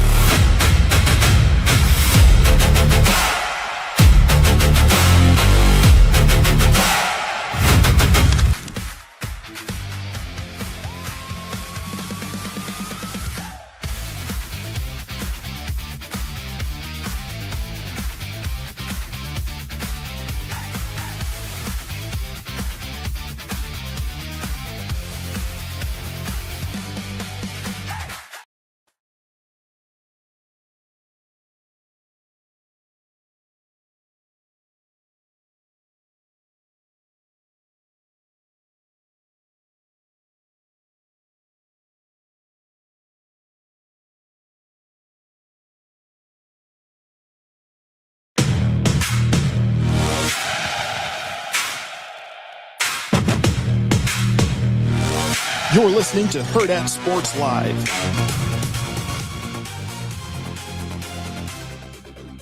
Welcome back, Hurrdat Sports Live, presented by Next Gen Mail Medical. I'm Ravi, Lulla, DB here with me as well. We are joined now by Sam McKEWON from the Omaha World Herald. Sam, how are we doing this morning? I'm great. How are you guys? Green eggs and ham. We were just having a very spirited conversation this morning. How about you? I was not, but I was, I'm having a very spirited drive through downtown Lincoln, which is, as you know, Damon, because you're down here at times, interesting right now because of the construction. So, it's a unique time to drive in downtown Lincoln. Boy, I hope they get it done before the season starts in a month. Oh. That's such a positive way to look at bad traffic and construction. Be like, I've got a spirited drive on the way to work today. Yeah. So, Sam, I'm going to need some particulars. Is it still 9th and 10th? Or Yeah. Okay. Because into downtown? Yeah. So if this, I don't know if this will persist into September when the games start, but if you're coming in from Rosa Parks Drive, or even really from West O. So fans that would be coming in from 77 from, south or even Highway 2 are going to run into the lanes pinch from 4 to 2, and they also shift. And so like it pinches down to 2 on the left, and then it pinches down to 2 on the right, about a few blocks up, and it's just slow going. And so I'm trying to get up to, and I think I will be able to get up to Omaha in time to welcome our new sports writer, Mike Patterson. Great Mike Patterson retired over the weekend, and we will miss him dearly. He was at the World Herald for 38 years, within the World Herald family, so to speak. for 42. He worked over in Council Bluffs for the beginning of his incredible career. And so he retired. He finished a Legion game on Saturday, and true to form, he worked until the very end. He's just great. And our new employee is Juliana Schwint, and she starts today. So I've told her, hey, you know what? You're not going to replace PAT, but just carry on the work that he's done. There's no replacing a guy like that, or Stu. And Stu will be, he's keeping going, which is great. But you just carry on the work that great people have done. Hey, speaking of which, it's about time for. Are we 2 weeks away from the Super Six? We're about 10 days away from taking the photos for it. And then August 23rd will be the unveiling. That's the Super Six for football and volleyball. The volleyball is excellent, and the football has been picked. We're actually going to tell the folks today. The reality is people can guess, so long as we decided that a couple of the players that transferred in were going to be a part of it, people can guess at least one name that'll be on it. And then it's just an incredible year for high school football in the state of Nebraska. So there's a few other players that I suppose people can guess. And then we had a really, really challenging time with about 7 guys for the last 2 spots. So again, you can guess who, a couple of those are going to be. And I don't think we're going to wait till August 23rd to beat around the bush on a couple of those guys. We're just going to go ahead and put it out there because we want to, those 2 guys are incredible players. So, but yeah, it'll be out here pretty soon. Sam, as you're getting back from Chicago, how are you processing kind of the Nebraska portion of what you experienced? Well, I think Nebraska had a very good appearance very late in the day. And so had they chatted with the media on Tuesday, I think the crowds would have been larger, although the players might not have all been at podiums. Some of the players during the event were at round tables. And if you were at a round table, your traffic was pretty diminished. The defensive player of the year, Anthony Smith from Minnesota, who is an incredible quote and looks like Myles Garrett. I mean, his size is like that. He didn't have that many people talking to him because he was sort of caught in the middle of everything. So they put kind of everything in the same room, and it was maybe a little too crowded. But I thought Matt Rule did a nice job in the main podium of kind of setting the tone for what he wanted the national media to know, and obviously what he wants his own players to know. And so when you go up there and you say, we didn't come here to be 7-6, we came to compete for this, and he's standing right next to the 3 CFP trophies, you're sending a clear message to the assembled media. The national people were all there on Thursday, and you're sending a message to your team, your players, about what you're willing to say about them and what your expectations are. How that hits the local media, I think most of the local media is like, yeah, he didn't say anything that was too out of pocket. And I would agree with that. At the same time, I think he set an expectation that it's going to be better, or it needs to be better than it was last year, because, as he said, you didn't come here to compete to go 7-6. The side session was really good. Rule's really good in those settings. He answered all of our questions, which I really appreciated. Well, we had him. I asked one, so that was time. It was like 45 minutes. Is what I thought it was a long time. Yeah, he's really good in that setting. It's not hard for him. Some of his pressers with us will go 28, 30 minutes. It's just not very challenging for him to be able to kind of go to this, into this, into this. Now, as I wrote today in my rewinder, it's online, I think he's going to run out of things to say pretty quick here in training camp, unless there's an injury, which you never want to see happen. I think he set the tone for kind of what he wants the team to be, and I think he's been pretty clear about the areas where he thinks they're going to be better, and then I think the areas where there's going to be competition would be the best phrase to say it. I don't know that he's going to come out and say, look, guys, I know our front 7 is going to be dominant. I don't think he knows that, and I don't think that that's something that can be said until you start playing the games. But he's been real clear about the offensive line. He's not cutting corners there. He's saying, yeah, this is the best one we've had. And he's also been, I think, pretty frank about the offensive structure as a whole. He likes his play caller. He likes his quarterback. He likes the weapons that have been put together. He's willing to mention Carter Nelson, which means he expects Carter Nelson to do good things. I think he sounds pretty bullish about the offense. Go ahead. Sorry. No, it's interesting because this was on the heels of what I called the spirited first hour, and a lot of it was expectations. We were talking about, what we expect from the people that we talk to in the audience, the media, fans. And there were a couple things. This just stemmed from the sermon yesterday that I was talking to our pastor about. So it was just right on point. And one of the first things that we talked about in communication was, and Ravi said the exact same thing before I even finished. He goes, just communicate, say out loud what the expectation level is. Typically, we're not good at that sometimes, especially within friendships or some other types of relationships. And I thought Coach Rule was clear, right? The expectation level is to be playing in the college football playoffs. And you get those people that are like, well, talk is cheap or blah, blah, blah. And, they want to dumb it down to where you have been. What should he say, or should he not say anything? I don't have any problems at all. And call me the optimist, that he wants to be in the college football playoff. Should he not say that out loud? No, I think that's the appropriate goal. I think that if you wound the clock back 4 years or 5 years, I don't know that I would. I think that's a hard thing to achieve 5 years ago with the 14 playoff. Very, very few teams were really equipped to make it. And we can say that now that we're on the other side of it.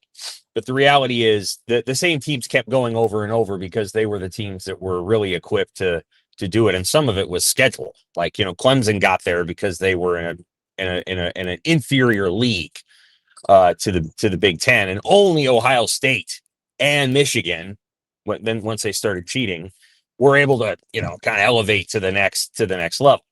And so I think now that's an appropriate comment. And when it's 24 teams, I think it's just that we need to make it. Like, I don't think at that point that you're doing anything much more than just saying it's kind of like the NCAA tournament at that point, because I don't know how many spots there are for power conference teams in the NCAA tournament, obviously more than 22, which is what it'll be, or 23 if it went to a 2014 playoff.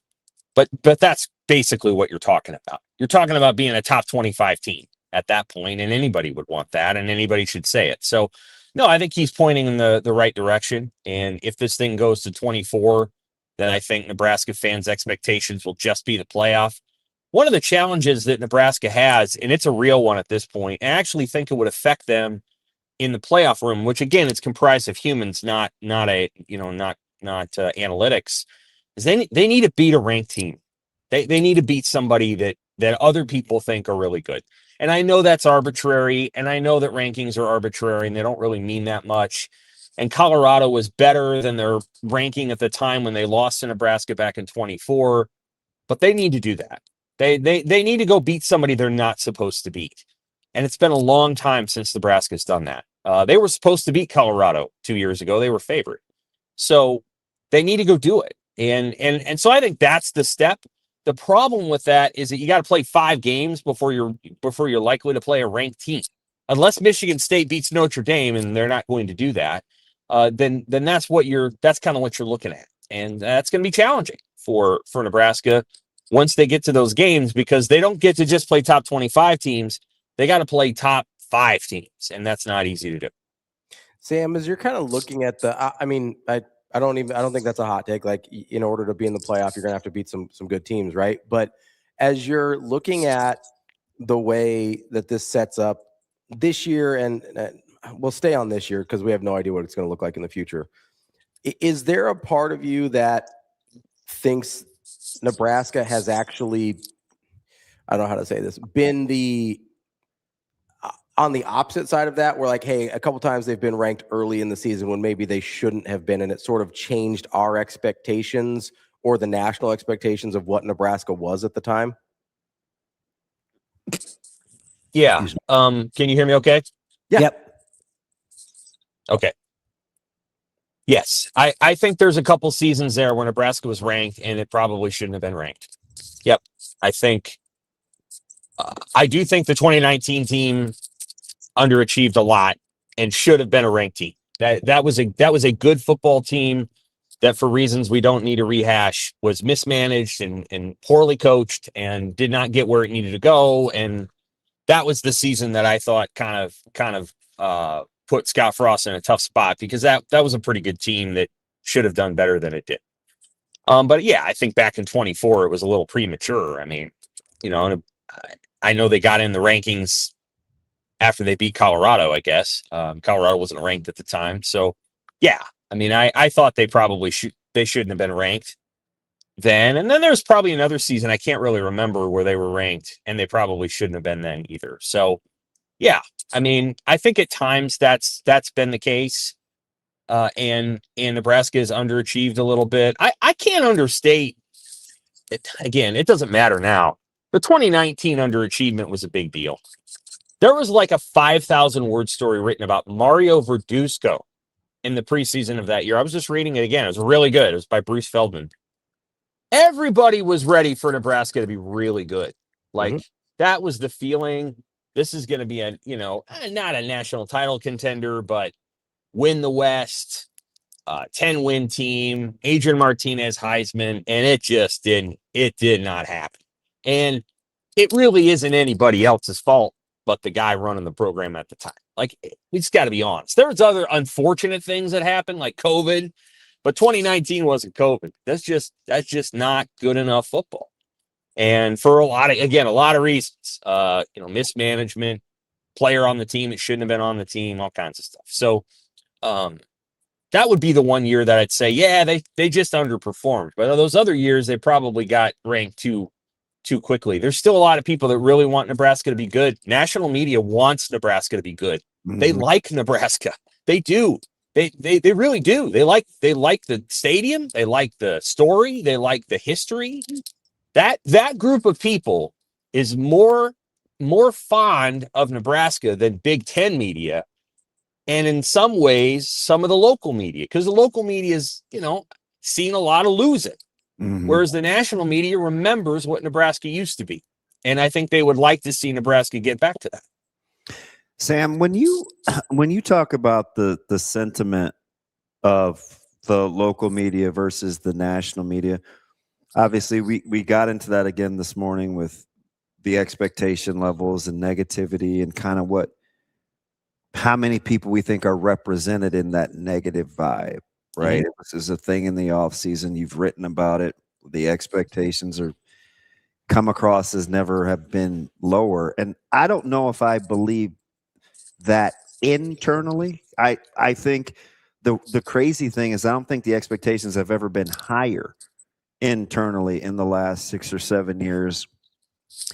What do you think we're setting up for with the reality of when this season actually plays out, where some fans think we actually are as a program versus where Nebraska internally thinks they can be? Because at the end of the day, only one of those in reality really matters. Right. I think that the quality of the program is important. So it's not just it's both who you beat and how you play. And so, like, if you beat a really, really good team, you can be lucky and do that, and I think people would be fine with it. Like, by the time Nebraska beat Michigan State in 2015, and they beat a really good team that day, I don't think Nebraska fans were like, yeah, but Brandon Riley was probably out of bounds. They didn't care. Like, they're like, however you win, you win. But if you're playing teams that you think you ought to beat, like the week before that 2015 team lost to a terrible Purdue team, then I think how you play matters. And I think Nebraska football fans are relatively well-versed in what really good football looks like. And I'll be candid. Last year, there was a moment or two, and it was against Akron and Houston Christian, where I'm like, you know what? This team actually performs in a way that's indicative of a good team, even though they're playing bad teams, and those teams weren't very good. Nebraska's playing like a good team would play a bad team. Mm-hmm. And you're like, yeah, this is how it's supposed to look. And you're kind of nodding your head. And then, and then they played Michigan, and Michigan's a good team. Don't get me wrong. Michigan's good. But, Nebraska didn't quite play up to that level. And then they beat Michigan State and Maryland. And, I love the way that Dylan rallied in the Maryland game, and I thought that was special and important. But the way they played those entire games were not elite. And then they go play the way they did at Minnesota. And I just, the loss to Minnesota, like Rule was making a comment about how people ripped him for going to the Knicks game and all that stuff. And I'm like, that's a very small sliver of the fan base that's on like Twitter. Mm-hmm. Let me tell you, that's a puddle compared to the lake of frustration that people had after the Minnesota game. That one, that's the one that you gotta, people don't want to lose to them anymore. And people are used to kind of make fun of PJ Fleck, but they don't anymore. They actually are like, this guy keeps beating us. And it's annoying. And so I think that loss was a much larger sense of frustration. So like, I think it's not just who you beat, but like how you play. And I think Husker football fans are just waiting for a team, and you've talked about this, that just plays good football. Mm-hmm. And Tom Chattel, our columnist, has written this so many times, and he's so right, that like what people want, they can accept a loss. They can. They can even be like, we were, Nebraska was robbed, like in the 2009 Big 12 championship. But they want to see good football. And I think there's a sense that like Nebraska's football team wants to give that to its fan base, but it has fallen a little short there. And I think Rule would agree. I think Rule would say, we haven't maximized our opportunities and necessarily bagged a big win, like if they had beaten Ohio State that year, or B, played our best football against teams that we were either as good at or better than. I think of the 23 Michigan State game, when I think Rule would probably say that wasn't our best game, and it came against a team that wasn't very good. Those kind of moments are the ones that I think Nebraska football fans want to see changed. Sam, are we still at a point where the optics of it matter as much as just at this point, hey, you got to get to a certain number of wins?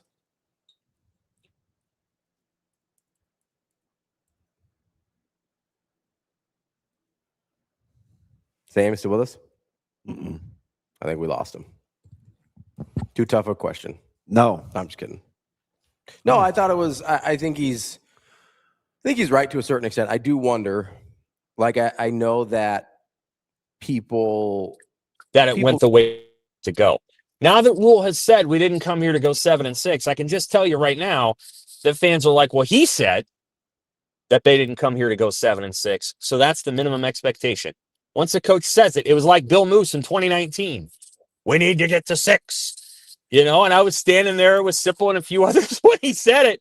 And we all just honestly, we kind of laughed like, they're going to win 6 games. And they didn't even win 6. So now that Rule has said, didn't come here to go 7-6, I think the minimum expectation from fans is going to be better than 7-6. So I think it's fair to say the optics matter. But I think now fans have heard that line. And that's the, when people say he didn't say anything bold, I will just say, look, he actually gave a record. And he said, we didn't come here to do that. So I think he's saying that, you can expect more. And I think fans do. Don't you? I mean, you expect more than 7-6, right? Oh yeah.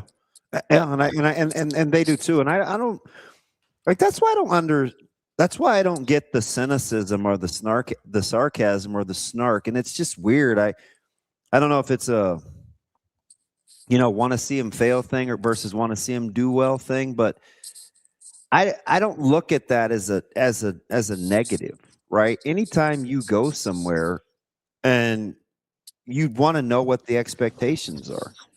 and he's telling you what the expectations are. There's nowhere for him to hide from that. And you'll get the emotional immaturity. They'll say, well, no kidding or that, but it's not, the message isn't necessarily for those people that think like that.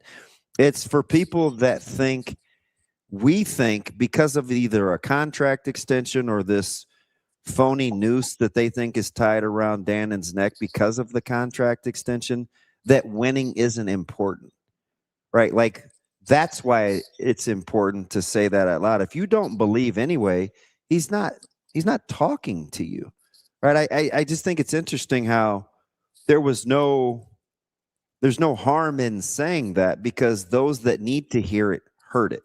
And if you don't need to hear it, then you just move on. Right. Couple thoughts from what you just said there, which was really good.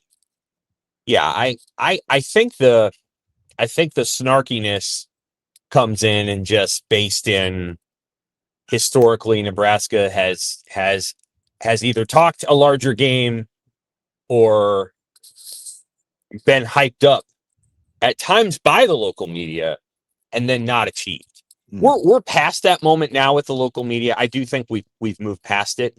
There was a moment where Tanner Lee was going to throw for 4,500 yards and 40 touchdowns, and nobody was ever going. I mean, he was going to break every record. And I remember some people writing that and then, what in the world? Like, come on, man. And it just wasn't. It wasn't so. I think I will say I picked them to go 7-5 that year. And other people were like 10-2, and okay. So I think there was a period of time where it was overhyped. I also think that because Nebraska has recruited better than its record, I think the sense of like it's always around the corner was always something that people talked about. Oh, they look at all the 4-stars they got. Well, they out recruited Iowa. Eventually it'll kick in. And what I started to say is like, listen, recruiting classes 11 through 40 are really not all that different.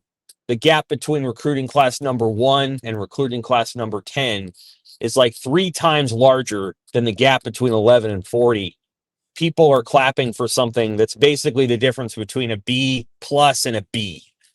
And so that was one thing, is that I think we got over our skis about recruiting numbers. And so people backed off of that a little bit. But I also think it's just the losing of, losing every big game. The Minnesota game last year, it had a whatever. And the Penn State Iowa's thing did too.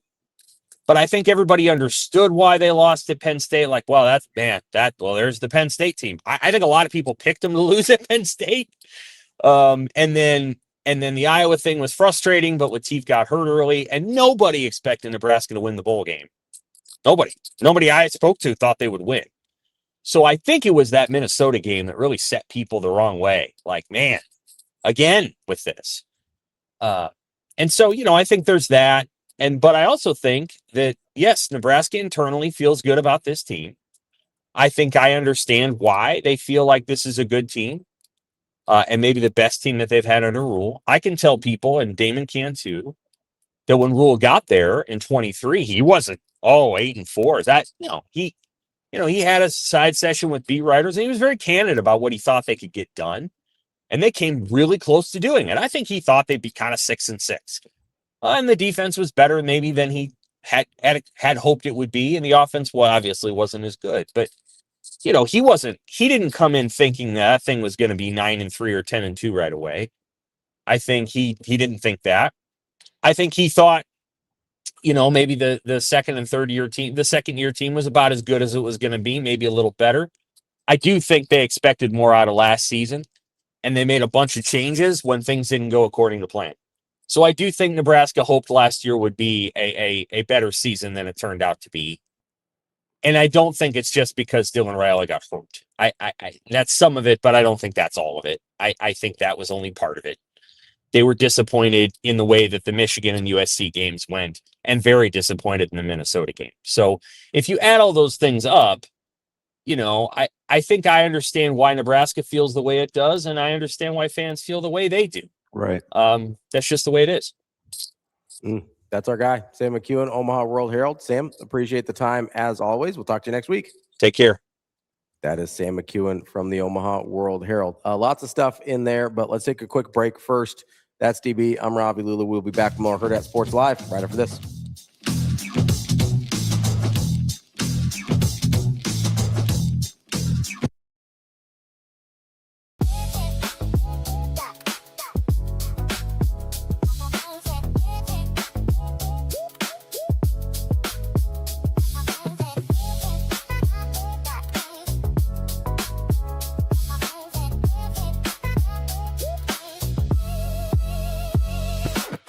How much did that Texas A&M loss motivate this team, and how much do you guys still think about that? You know, I feel like over the years I've learned that there's so much more to life than volleyball.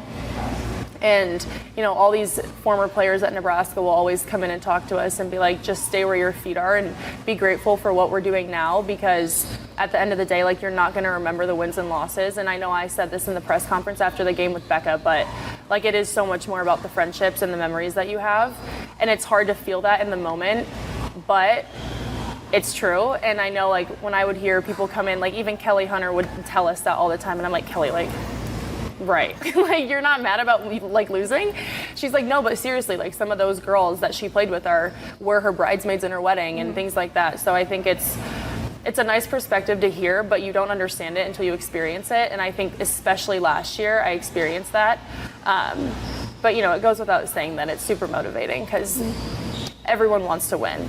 So.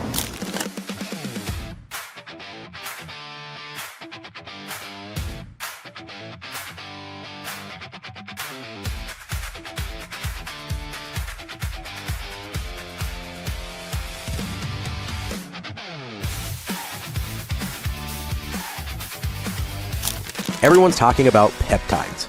You are doing it right. At NextGen Male Medical Clinic, peptide treatments are clinician guided, tailored to your goals, monitored for safety. Call today or visit nextgenmmc.com.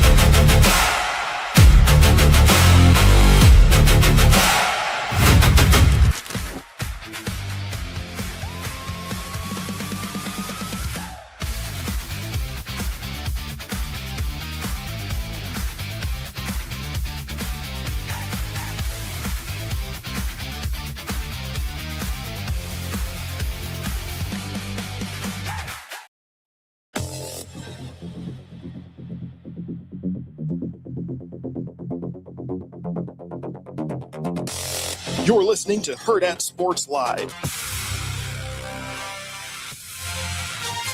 Welcome back, Hurrdat Sports Live. That's DB. I'm Ravi. Lulla here at Hurrdat Sports HQ. What's up, DB? How are you? Hanging in there? I'm just living a dream. How's your Monday so far, DB? It is interesting. You doing okay? Oh, that's good. Can we talk about the rest of the Big Ten quarterbacks for a second here? Yeah, it's a good conference. I'd like to stop talking about Nebraska. Not stop talking, but like I want to talk about a little bigger picture than Nebraska right now. So we did this exercise last year, right? Where we kind of go through the conferences and we go, hey, we really like the quarterback play here. We really like the quarterback play here. How does that relate to how we think of these teams in the national title conversation, right? Do you remember where we landed on what conference we thought had the best quarterback play? Last year? Yeah. Yeah, we thought it was the Big 12. That's correct. Do you think we were right in how it played out?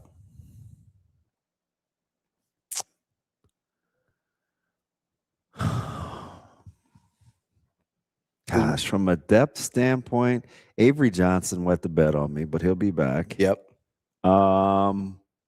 Daniels was good when he was healthy at Kansas. I needed a little more out of Baylor, but they held up their end of it. I would say Levitt was fine when he was healthy. Were we right? I will say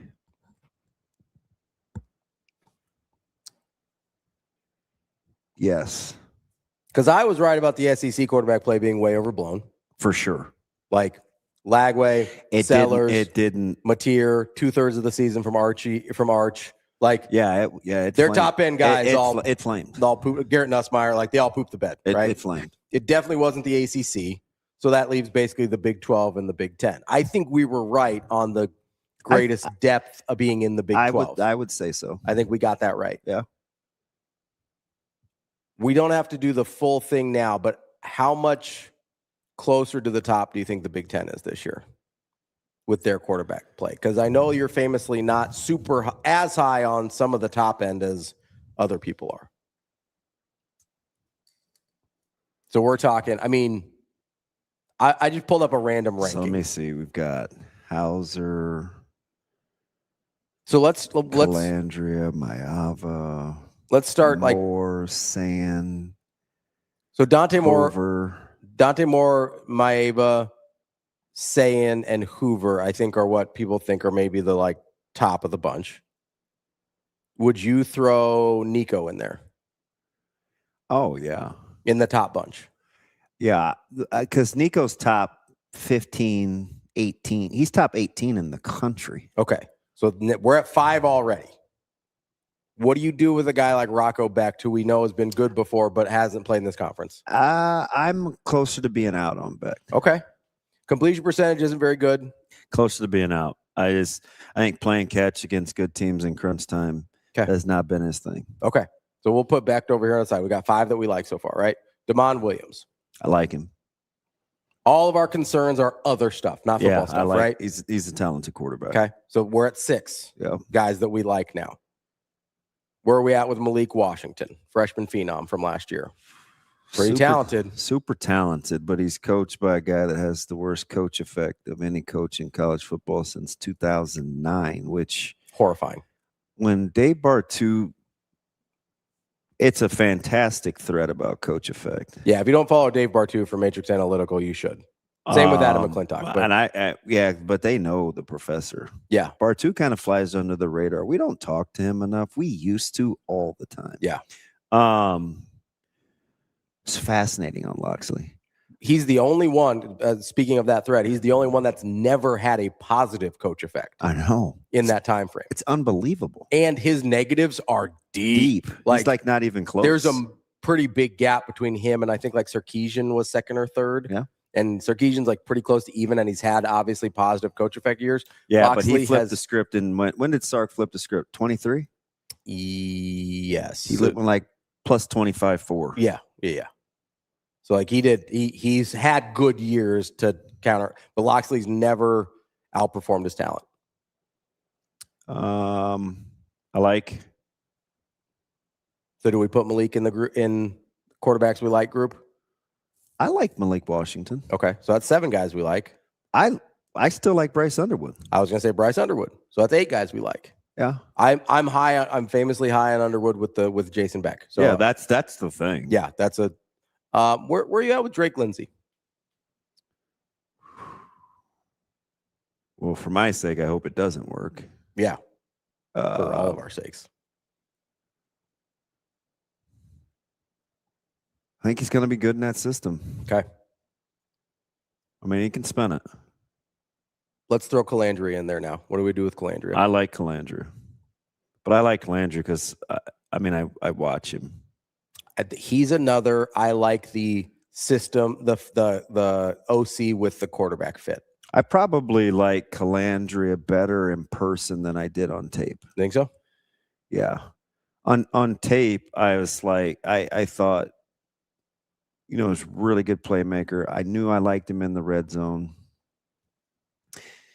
I worried a little bit about his frame, but seeing him up close, that's So why he's I was, got good legs. Like that's big, why I was talking about his legs. Yeah, big running back legs. He's got running back's legs, and so I don't worry so much about. Oh, he's going to have to get down a little more. And I think you can just give me 7-8 design QB runs a game and do your thing in the red zone, right? By time. You got a wide receiver group that's pretty excited, thinking plays are going to be extended now, and make them play 11 on 11 in the red zone. Yeah. All right. So we're at 9. We're at 9 quarterbacks in the Big Ten right now. Yep. Where's Colton Joseph? So I like him probably more than you do, but You do, yes. I like Colton Joseph. I think he's in a tough spot, but he had a Mine good, is more situational. He had than a good him. second half. Yeah. I like Joseph. It's a good, so far it's a good quarterback league. We're only 10. I think the only guy you said you didn't like, no, I forgot who it was. I don't know. It was early. It was Becht. You didn't like Rocco Becht. Yeah. I don't like him as much as most. Yes. Still probably in this conversation on the back end of the guys we're talking about here. What do we do with Hauser at Illinois? I think he gets the benefit of the doubt. Sure. Just from the system, how they did with Luke. Nobody was in love with Luke Altmaier 2 years ago either. Like this is, and Bielema, like they know what they're doing. Yeah. I think Hauser gets the benefit of the doubt. Okay. We're at, I believe, 12. What do we do with Milivojevic? Alessio. We'll call him that. I have it, Alessio. And as Kyle and I talked about on the broadcast, it's not the same as Mila Jovovich. Different person. Yes, she's not a quarterback. I was Me too. I'm pretty meh on that. So yeah. we're at 12. We'll leave him to the side. Where are you at with Aiden Childs? God, Nebraska broke him. He shouldn't have been in that football game. Like that was. I know. I was like, wow. That was bad coaching. When I saw him warming up to come back in, I said real time, I was like, he shouldn't be playing. If you told me that's the reason Jonathan Smith got fired, I'd stop talking about it. He shouldn't be playing. Yeah, I agree 100%. That was horrifying. He's talented. He is talented. God, Chip ought to be able to do some things. Chip and Jerry ought to be able to do some things. Pretty consistently underperformed. Hey, but on the sneak, I liked Braun at Big Ten Media Days. But I do like I went in liking him, so that was probably confirmation bias. Childs and Chip Kelly are another one of those quarterback OC combinations that I've got kind of like marked in my. And he gets Jerry Neuhausen. Got a little who was phenomenal last year at UCLA when he was when he took over for the play calling. I'm going to assume Ryan Brown, either Lonergan or Surface or whatever happens at Iowa. McClinsky. Yeah, McClinsky or Brown, whoever. Like we're just out on the last 3. We're cool. Probably. I don't know enough. So we're 12 to 13 deep. Yeah. In an 18-team conference where you're like, hey, that guy could hurt me one way or another, right? So the Big Ten's probably going to be in our conversation. It's a pretty good quarterback conference. They feel a lot like the Big 12 last year in terms of the depth of quarterbacks. Yeah, because that's what it was. I don't think we were in love with anybody at the top as elite. No. We forgot about Sorsby. He was in that group too. Oh, yeah. He was really good in that group. Whatever we think about him now, he was really good in that group. I think the top end was probably like Sorsby and Levitt. From a production standpoint? Levitt certainly was on the top end. Fafita. Yeah, Arizona. Yeah. That was a good, Dampier, that whole collection of quarterbacks was good. Yeah. But we didn't have anybody that we were like, oh my God. Right. Number one pick in the draft, whatever. Yeah. And frankly, I think that's how we feel about the quarterbacks this year in the Big Ten. I know other people think Dante Moore is that, right? Yeah, he's not my favorite. But I think this is a very similar feel in terms of top to bottom, how we felt about the Big 12 last year. Yeah, I think a guy that could make a huge jump is Imaliava. I would agree. He's the one when you put in the coaching situation. Again, but I've liked him, so maybe I'm seeing, and plus I watched him up close. I watched the ball come out of his hand. We literally. And you used to not be in love with Nico. No, I didn't. When he was at Tennessee, I didn't. You were not in love with, because you're like, where's all this coming from? Because I didn't like, and I get it, right? That Heupel thing with coming with Saban and Urban Meyer, like they fall in love with that QB power run game when it's not cutting time. Mm-hmm. And that's really all I saw from him. Yeah. I was like, I don't know. But so I was going to say, Ben and I walked down there for the pregame. We probably spent 6-7 minutes kind of in their end zone, just watching him. And I just watched the ball come out of his hand, and I like him. Big talented kid. I think he's got. I'm telling you, he's scary a little bit. Mm-hmm. He is to me, right? I mean, like physically, he's kind of scary to me. Physically, you're gonna get anything you want from him in terms of just his ability to do stuff. Like he's gonna be. I mean, I don't know that this is a stretch that he's like just on pure physical tools, the most talented quarterback in the conference. Is that a stretch? Underwood's up there. Underwood's fair. Underwood's up there. You watch him. But two guys that we're not necessarily enamored with, right? I get it, and it's but for me, it's always the same. Like, can you play catch under duress? Yeah, and those two guys so far haven't been able to. Right. Nico's probably closer than Bryce. I would agree, but they're going to ask Bryce to do different things now with back in that offense. Yeah, I mean, I think I just don't. Underwood was such a reluctant runner. So you remember the talk last year, and we lost our minds about the Biff Poggi versus Sharon Moore thing and whatever. What did Biff do with Underwood that made him run? That Moore didn't. He ran him. He's like, hey, this is actually what you're good at right now. Let's do that. Yeah. Because we haven't figured the other part out yet. I'm only here for a couple of weeks. We're going to try and win some ball games while I'm here. Oh, Michigan didn't lose a game with an interim coach. No. I mean, I think we forget they were 9-3 last year. Like, they were pretty good. Well, I told you how I felt about SC or Michigan. Yeah. I asked Howard Griffith to say, like, they're clearly flying under the radar. Like, we didn't love Bryce Underwood. We didn't, obviously, the Sharon Moore situation had its own thing that happened there. But we talk about Michigan like they were 6-6 last year. Yeah. That was a pretty good football team last year still. Mm-hmm. They were 9-3 before losing their bowl game. Like, that was a pretty good football team last year with a true freshman quarterback. Like, and now you have an offensive coordinator. I mean, Whittingham's clearly an upgrade at head coach. Like, that's not a question, right? Yeah. I think Whittingham is in the neighborhood, at least, and maybe I'm out here on this. I think Whittingham. I'm out here, right? This is where the magic happens.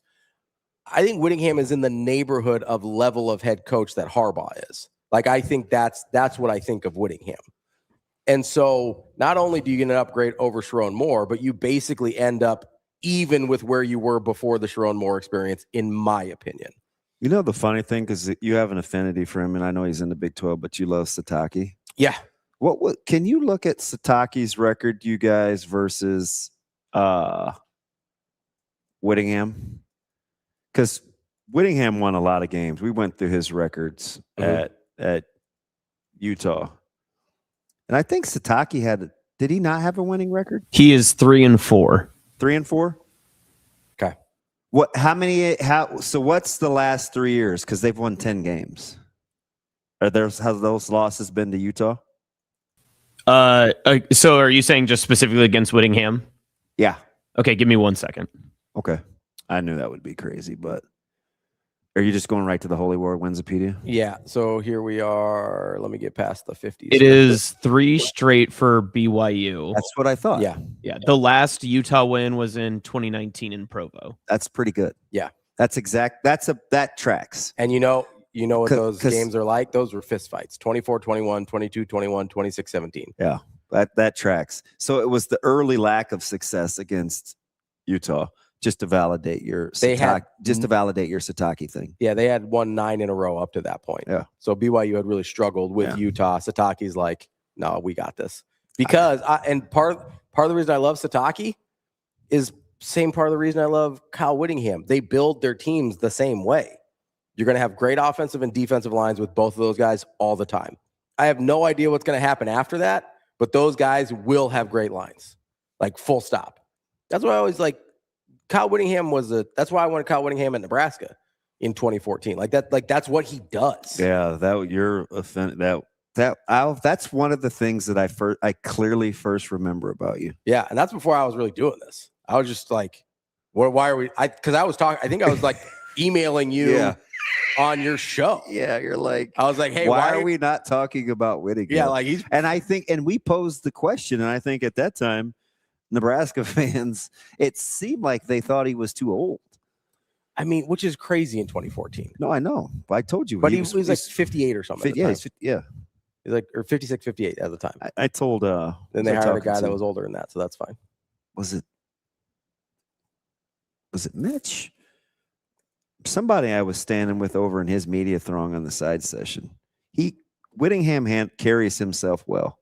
And I get it. People are upset with him that, he thought hate was too strong of a word to use for, the rival, or has no place in football and stuff like that. But you want your head coach to be level-headed, though. I do, at least. Like, my position coaches can preach the hate during game week and whatever. He still didn't say Ohio State. He said that other school. And I don't care what anybody says. Like, you can't manufacture that. No, you can't.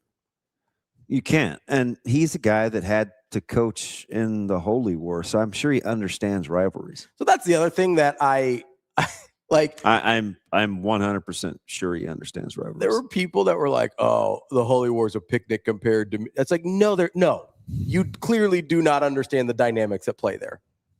I would venture to say the actual disdain between fan bases, universities, things like that might be higher in the Holy War than it is Auburn, Alabama. It's any very similar. Other one in the country. It is up there with I agree. Any amount of animosity you can come up with. The Holy War is at or near the top of that list. Yeah. There is true actual vitriol between those two. Not just like people groups. It's not just universities. Like, on a person level, they don't like each other. Yeah. Well, I know but like for everybody else, it's like, oh, you can't be like, he probably looks at Michigan, Ohio State. It's like, oh, this is cute. Nah, I don't know about that. I don't mind a guy. It's a football thing here, though. Like, it's a culture thing there. Yeah, like they can't manufacture that. He hasn't even been on the job long enough. Yeah. Plus, his mentor was Urban Flippin' Meyer. Yeah, and you guys hired him anyway, so you probably should have known this coming in. You know what I mean? What do you like? Know what I mean? I don't know what you want. Like, I don't know what you want him to do.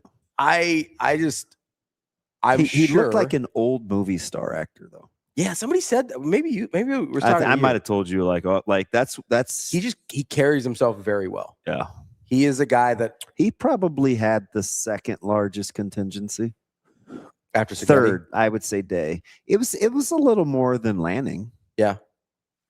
I mean, he's the new guy. He's the new head coach at Michigan. Like, that's a pretty big deal.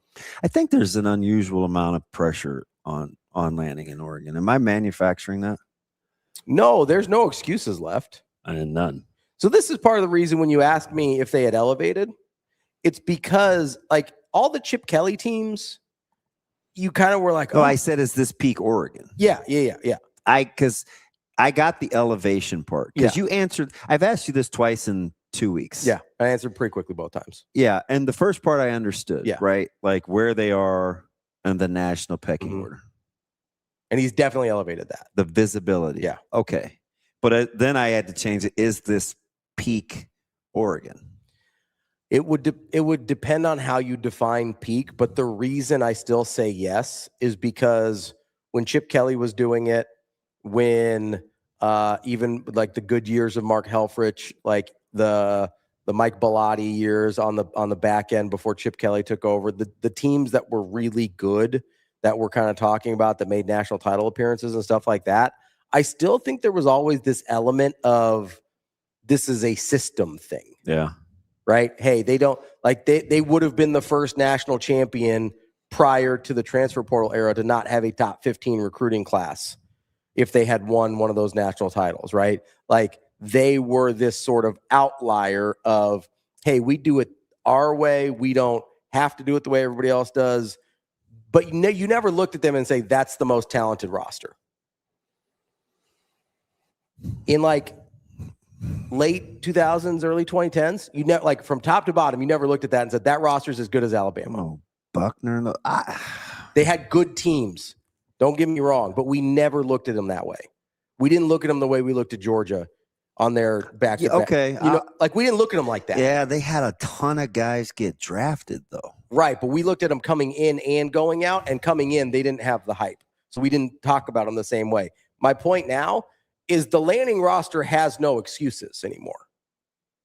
Right? Like you could always make the argument back in 2010 or 2015, 2014, whenever they were in the title game, that you're like, Ohio State's going to be deeper on the defensive line. They're just going to be better there. Now, a lot of that credit, I think, goes to Cristobal from making them a physical football team, right? Because they used to get the finesse label a lot. Mm-hmm. That on Cristobal, that ended. That ended on his watch. Lanning's continued it and has done a good job. But the lack of physicality in Oregon ended on Mario Cristobal's watch. I would agree. And that was the other part. I would agree with That's the other. When I'm talking about like roster and stuff, I'm like, we wouldn't look at them physically, especially up front, and say they're equal to the task of a Georgia or Ohio State. See that again. Oregon preseason AP rankings. Yeah, I mean, look at that. You think I'm crazy when I ask the question? No, I don't think you're crazy, but this is why I answer it the way I do. Is I think from a roster, and this is why. Wow, that's pretty good perspective. Well, yeah, I mean, 2020 was it 50? Yeah, the 2010 through 2015, like they're in the range we're talking about. But now, when they go up against a Georgia, an Alabama, or Ohio State, or a Michigan, we don't say, "Oh, I wonder if they can hold up physically on the lines." That's why, to answer your question. Well, the funny thing is now we say that about Alabama. Yeah, against Oregon, right? Like that's the conversation we have. And so, I mean, we had that conversation between Michigan and Ohio State a couple years ago, right? I'm telling you, that's why I think you're sleeping on Oklahoma. I'm gonna keep honking for Oklahoma. Again, if they have an Achilles, it will be something that happens on the offensive line. But I think Texas is in the same boat, and Oklahoma brings back a little more experience. But Oklahoma defensively. No, it might be the best defense in the country. I gave you my top 8. And listen, Oregon's in there. So I may be splitting hairs, but when I say I'm dead serious when I tell you Georgia, Oklahoma, and the SEC championship. Yeah. Listen, I'm not arguing. You watch. If Mateer stays healthy and Stockton stays healthy. Yeah, I mean, when we're doing these, I assume health, right? That's a reasonable level of health. You have to, right? Yeah. But to answer your question about Lanning, I don't think you're manufacturing it, and it's because of what I was talking about. Now this is a team that roster-wise you put in the category with a Georgia, with a Texas, with an Ohio State. Like you put them in that category now, roster-wise, right? You put him in the category now, whether we love him or not, people think they have the quarterback still to be in that category. Do you know who we argue about this guy every year because he wins a lot? But like, don't you put Lanning in the same category as Day? Day has the title. I get it. I do. No, but pre that, yes, very much so. He never has an excuse. The roster's always going to be good enough. The players are always going to be good enough. And ironically, he did it with his worst quarterback. And won a national title in a year in which people wanted him fired. If I said this on this show, if he didn't win the national title, I thought he was getting fired. And I was like, he lost like three or four straight to Michigan. Yeah. I'm convinced he at least needed to make that title game. That was a bad Michigan team. That was the one that broke their back because they were 6-6, 7-5, something like that year. And that was the Michigan team that's like, okay, we'll break the streak, whatever, we'll be fine. And then he loses to that Michigan team that I think had Alex Orji taking snaps for him. Do you know how funny it is that the guy that we were trying to run out of there in Brett Venables, we had these conversations with our national guys. We talked to our guy from the Daily Oklahoman, and it's like Venables may come out of this thing smelling like a rose because he's made it through to the other side. Yeah, I mean, I think you would make the same argument with Ryan Day. Different situations. That's what made me think of it. So I'm not saying you're crazy, but a little different though. For sure. They inherited because Oklahoma, for what it is, this is relative to Ohio State. This is going to sound crazy, but you get the point of how Ohio State's they're kind of recruited. Oklahoma's a little undermanned. I was going to say they give a little plucky underdog. I'm not going to lie to you. I'm not even a little undermanned. I'm not even being facetious. But also part of it. So part of that, this goes back to my Oregon point. I felt like Oklahoma under Lincoln Riley, as many games as they won, when they went up against the Georgia, Alabamas of the world, even though physically couldn't hang. Yeah. That's how I used to feel about Oregon. Now that's where we're getting like Oklahoma's almost flip-flopped, where it's like, well, I hope they can score enough points and I hope Material's good, but physically you don't worry about them anymore. Venables fixed that, right? This is this thing we do even when coaches are successful. We kind of go back and forth. Either we pick a successor from that tree and say, hey, let's keep the good times rolling, and you have a Michigan situation, or you go the opposite. Like, hey, what did we not like about Lincoln Riley? Let's go the other way. Yeah. We didn't like that Lincoln Riley wasn't necessarily like Venables felt like an Oklahoma guy, even though he'd been at Clemson for a super long time. But he started. Yeah, he's like, that's our guy. That's our dude. And so like, okay, we're going to bring a guy back that's loyal. Remember, and he had the little hiccup where he wasn't going to be the coordinator. He wasn't going to call defensive plays. Then he took the headsets back. The interesting hire on the defensive side of the ball when he was looking for a DC. Like, we forget about all that. I don't. But, I mean, we talk about it like he just waved the magic wand. Like, it took some pruning. You know what's funny, though, is so 6-7 his first year, 10-3.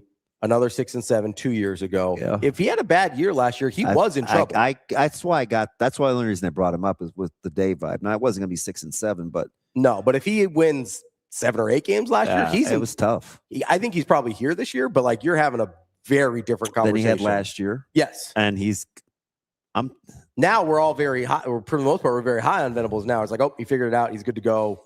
Whatever. But all the Texas talk, it needs to be Oklahoma talk. Texas is going to be interesting. How about Brett Ciancia having Bama? That was 8th in the SEC? I believe so. Did I hear that right, you guys? Do you remember Jimmy Neutron? 8th? I have the pick 6 previews. Yeah. He sent it to us. We could look it up. I don't remember off the top of my head if it was. That sounds right. Yeah. The one, but I was focused. I was focused on the college football playoff because he's got Tech. He's got a couple teams in there that I don't think are going to make it. Who? Texas Tech for one. No, I get that. But I also But you do admit though, if you just look at he said, "Hey, thanks, Jack." I thought that's what he said. I'm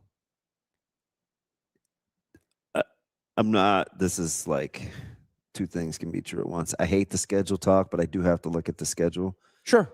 I get what their schedule is. Yeah, Texas Tech gets huge. Their toughies are at home. I also think now you do have to go to Waco and Stillwater late. And again, maybe they have an Arizona State hiccup like they did last year, but I also look at that and I go, okay. Listen, I'm not in on Tech either, so you don't have to convince me. Because of what their schedule is, they're not going to get much benefit of the doubt either. So like they're not going to get the Notre Dame benefit of the doubt if they lose too early. Like you're not going to still be in that conversation. And so the other part of this is, and I think this is important, Sam sort of brought this up about something else. It's important that it's a committee and not an analytics situation with the playoff this year for Texas Tech specifically. Right. Because the narrative around them is not going to do them any favors. They will have to overwhelmingly be deserving to be in order for any actual human to be like, yes, let's reward Texas Tech. I believe that to be true. So like, but where do you, there is a human element here. Where do you see you've got to come up with 2 losses? Yeah, let me look at their schedule. I think Oklahoma State. We've gone through it 100 times. I think Oklahoma State's one of them. Late? Yeah. I think they go back to back Stillwater, Waco, if I remember right. I also maybe so it pisses me off that they avoid BYU, but I also think maybe they could lose to Houston. Yeah. Is that week 3 or 4? That's 3. It's at home, but it's week 3. I like, me and Houston. You like Houston. And I think they could lose to either Oklahoma State or Baylor. That gives Are those me 2. The last 2 or 2? The last one's TCU. Okay. That's on a Thursday. Thank you, Neutron. So I look at this and I go, okay, I see 3 losable games. They could lose to, but here's the other part of the equation that I do think, okay, they make a Big 12 championship. If they lose in that, I also think that is they'll be penalized for that pretty aggressively, because I don't think the committee wants too big. Like, I don't think they're going to see 2 Big 12 teams as worthy of being in the title or being in the playoffs. The other part of this that I think about is, okay, it's not just the Sorsby situation, which I do think, like, you don't have a quarterback that you know anything about, really. Mm-hmm. Like, whatever we think about Will Hammond, we know way less about him than Sorsby, right? The other part of this is they did have 2 really important defenders leave the program in Bailey and Rodriguez. I know. Listen, right? So, like, I get they brought in really good guys. I talked about Rodriguez in the pregame shows and the storylines, like the emotional part, part of that, and then what it's like to be the hunted after a tumultuous offseason, right? And you've been there. Yeah, it's difficult. It's a way different thing, and you have to be. Nobody hated Texas Tech last year. And you guys, wasn't it you that tried to convince me? It was a national guy, and I think you might have been riding with him. Remember the fascinating discussion we had where I said you have to be built a certain way culturally if you want to repeat and you're withstanding criticism. I remember that. Right. And was it you guys that were trying to tell me, since you have new guys, it makes you less susceptible to the pressures? So him and I were sort of saying different things about the new guys. I was saying that there is less, the history of things matters a little bit less because you didn't experience it there. And you're typically the less time you're at a place, the less sort of invested you are in the history of that place. I think they were saying with the Sorsby thing that it might bounce off them a little bit quicker. Yeah, and I think, and I'm saying just the opposite. Like, I think you have to be thin-slated a little better. Yeah. Because sometimes when you bring in new guys, it's like, well, that wasn't a part of me, and it can go the other way. Yeah. Like, I wasn't a part of that. Again, that's what happened with, like, the Florida States and LSUs of the world the last couple of years with their transfer halls, where it just didn't ever come together, right? So I think when you're looking at Texas Tech, does that sound weird to say, Jeremy? He's like, I'm rooting for Colorado against Tech. I'm rooting for everybody against Tech. But I think everybody's going to root for the other team against Tech. And that's a thing that Texas Tech has not experienced before. Everybody. Yeah. Texas Tech has never been you have to be wired different. Texas Tech has never been the boogeyman, right? Yeah. Like, they've never been, even under Leach when they were really good, which was not for long, like at that elite level, it was like only a couple years, right? The very end, like the Kingsbury, Michael Crabtree years, right? But this is a new thing for Texas Tech of being both nationally relevant and hunted. I don't know, especially with the lack of leadership, for like emotional leadership from a guy like Jacob Rodriguez to kind of like hold everything together. I do wonder what that looks like with a bunch of new guys, a bunch of mercenaries on the roster. But they do bring back a good unit, though. That was there a year ago. Sure, yeah. A good chunk. I just wonder what it looks like when... No, I'm with you. The two top... I don't even need that much convincing. Like the 2 top-end guys on a defensive unit that allow everybody else to look like they're good at their job. Yeah. Like, that's a different thing, too. Like, it allows everyone else to fall into place. So, I don't know. I think Texas Tech is... The variance on Texas Tech for me this year is really high. Because I think there's a version of this that just sort of doesn't work. But it's a lot of intangibles, because you'd look at the schedule and you'd say... Yes, schedule and roster, and you're like, that's pretty good. That's pretty user-friendly. But I've also, not to keep bringing up Florida State, but I've seen way more talented Florida State teams just poop down their leg because they just couldn't figure it out. Yeah. Pretty consistent. Like, that's been the last 2 years in Tallahassee, basically. So you're like, hey, you shouldn't be losing to these teams. It's like, yeah, we're going to anyway. It's what happens. It kind of is what it is. Matt is not rocking with Jeremy. Well, it just sounds weird to say, but I get it. No, I'm rooting for literally everyone against Texas Tech this year. I'm not going to say, hey, I'm going to insert that team's name, but I do hope Tech loses. I hope Tech loses every game. I hope they go 0-12. Hope they lose every game. I don't know. If I had to power rank the games I hope they win, Colorado's pretty high on the list. Like if they're going to go 1-11 instead of 0-12, they can have Colorado. But after that, you want Colorado to wet the bed too. Yeah, I want Colorado to lose every other game. I want Texas Tech to go 0-12 and Colorado to go 1-11. Give me Sam Houston over Texas Tech week 3. Give me Abilene Christian over Texas Tech week 1. I wish it was the Bearcats of. I wish it was the Cats of old, like 2018. That Sam Houston's, for whatever the reason, they used to be dogs. Hit the skids. That used to be a great FCS program, and they got sweet uniform. They made the jump so quick. Yeah, I'll say that. Speaking of making the jump, how do you think North Dakota State does in the Mountain West? I like NDSU. I'll be interested. I don't know what to. I don't know. They did Nebraska's coaches clinic this last time around, so I'm a little biased. Remember our walk and talks? Mm-hmm. I'm sure their staff thinks I'm crazy, but I kind of low key cheer for NDSU. But I think it's a fast jump.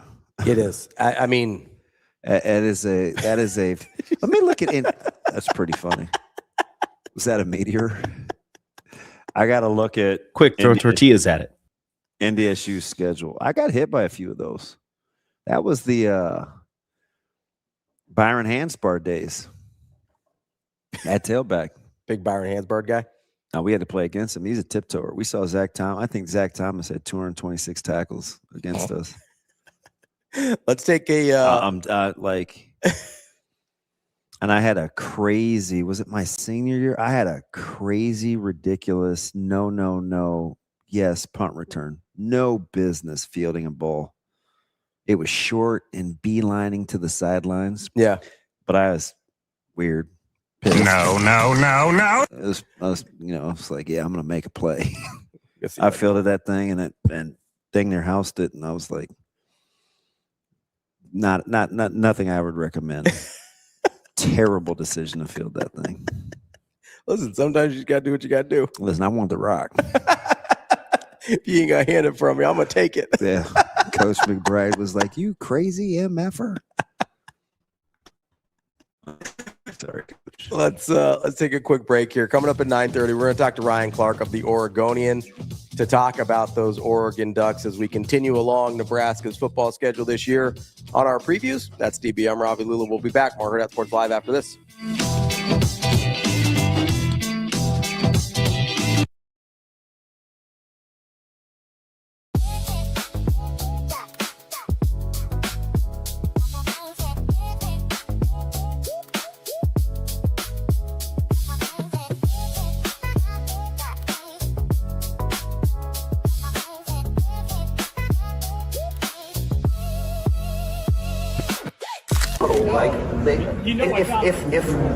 But like what's out there does Coach Snow went off of one of our coaches meetings. He goes, if I hear another guy talk about our schedule, if I hear one person that's going to talk about our schedule, get out. Like, guys, this is the same schedule we use to recruit these players. Like, we sat there with these guys and we're like, hey, come to Nebraska. We get to play Oregon this year. We get to play Ohio State this year. We get to play Iowa this year. We get to play Indiana this year. Come, I mean, I will never, ever. Now, if there's things within the schedule I don't like, I will talk to you. You guys know I'll talk about that. Like going to the East Coast and coming back and playing a Friday game, that's ridiculously silly. Giving Lincoln Riley, who I think is one of the best coaches in the world, giving him a bye week before us the last 2 years, like, why are we doing that? And I say that respectfully in my Big Ten. But in the Big Ten's adjusting to this new schedule, right? Like, they're doing a great job of I just traveled it. But, they're all nameless, faceless opponents to me, right? Like, at the end of the day, we start doing that. And I'll tell you what also about college football, some of the teams that we think aren't going to be very good are going to be great. Some of the teams we think are going to be great aren't going to be, as good, right? I mean, no one knows with the portal who everyone is.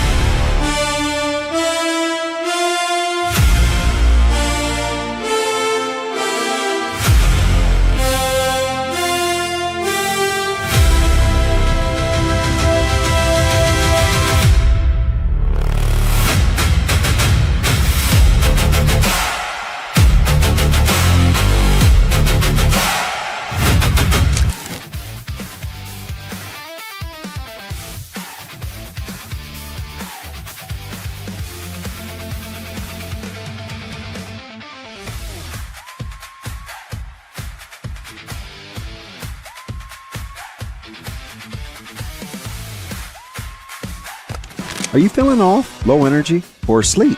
At Next Gen Male Medical, we not only evaluate your testosterone, but overall health. Schedule a visit at nextgenmmc.com. Together, we'll get you back on your game.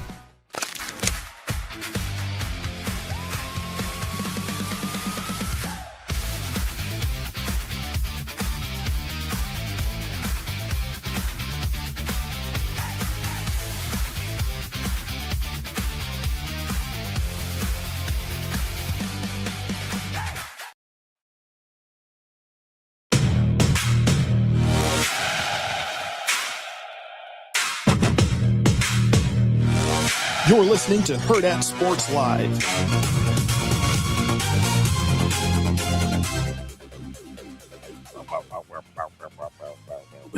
Welcome back, Hurrdat Sports Live. That's DB making weird noises. I'm Ravi Lulla. We're presented by Next Gen Male Medical. Make sure you give our friends a call, 402-614-9700. We talked about them a lot in the first hour. So I was just talking about old Next Gen. Make sure they have the phone number, 402-614-9700. Did you find your clip? No, I was looking for it. I couldn't find it. It's either. Nuts. That might have been one of those pay-per-view games. You don't have it's not easily accessible. No, I think it was ABC. Was it? Yeah, we didn't play well. I think it was. So you said you thought it was 96, right? 24-10 maybe. Oh, I know I scored late after dropping a pitch. It's not good. That's not a good Texas Tech team. Yeah. I wanted to cap off my own drive. And of course, freaking dropped that thing. I think I still got in, but Texas Tech 24-10, 1996. yeah, it was not pretty. Not great. Come on, DB. What are you guys doing? It's a tough year. It's only 30 years ago. It's fine. No, it was a tough year.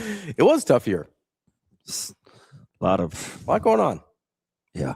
You would have made the. That's why I'm big on chemistry. Would have made the college football playoff though. Yeah. Well, no, we got beat. You were 10-2. Oh yeah. You'd have made it. That was Arizona State and Texas. Yep. Yeah, you'd have made it. It's a sorry ass year.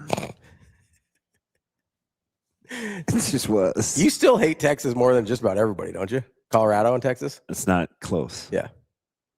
Texas is clearly 1, and then Colorado is somewhere 1A. A distant 1A? Yeah. There's some space. Definitely some Dave Matthews in there. The space between? Exactly. Yeah, you would have. I think you would have made the college football playoff. Damon, can I tell you something? You can tell you. When has that ever stopped? When's permission ever stopped you? I told Ravi this, and he thought it was hilarious.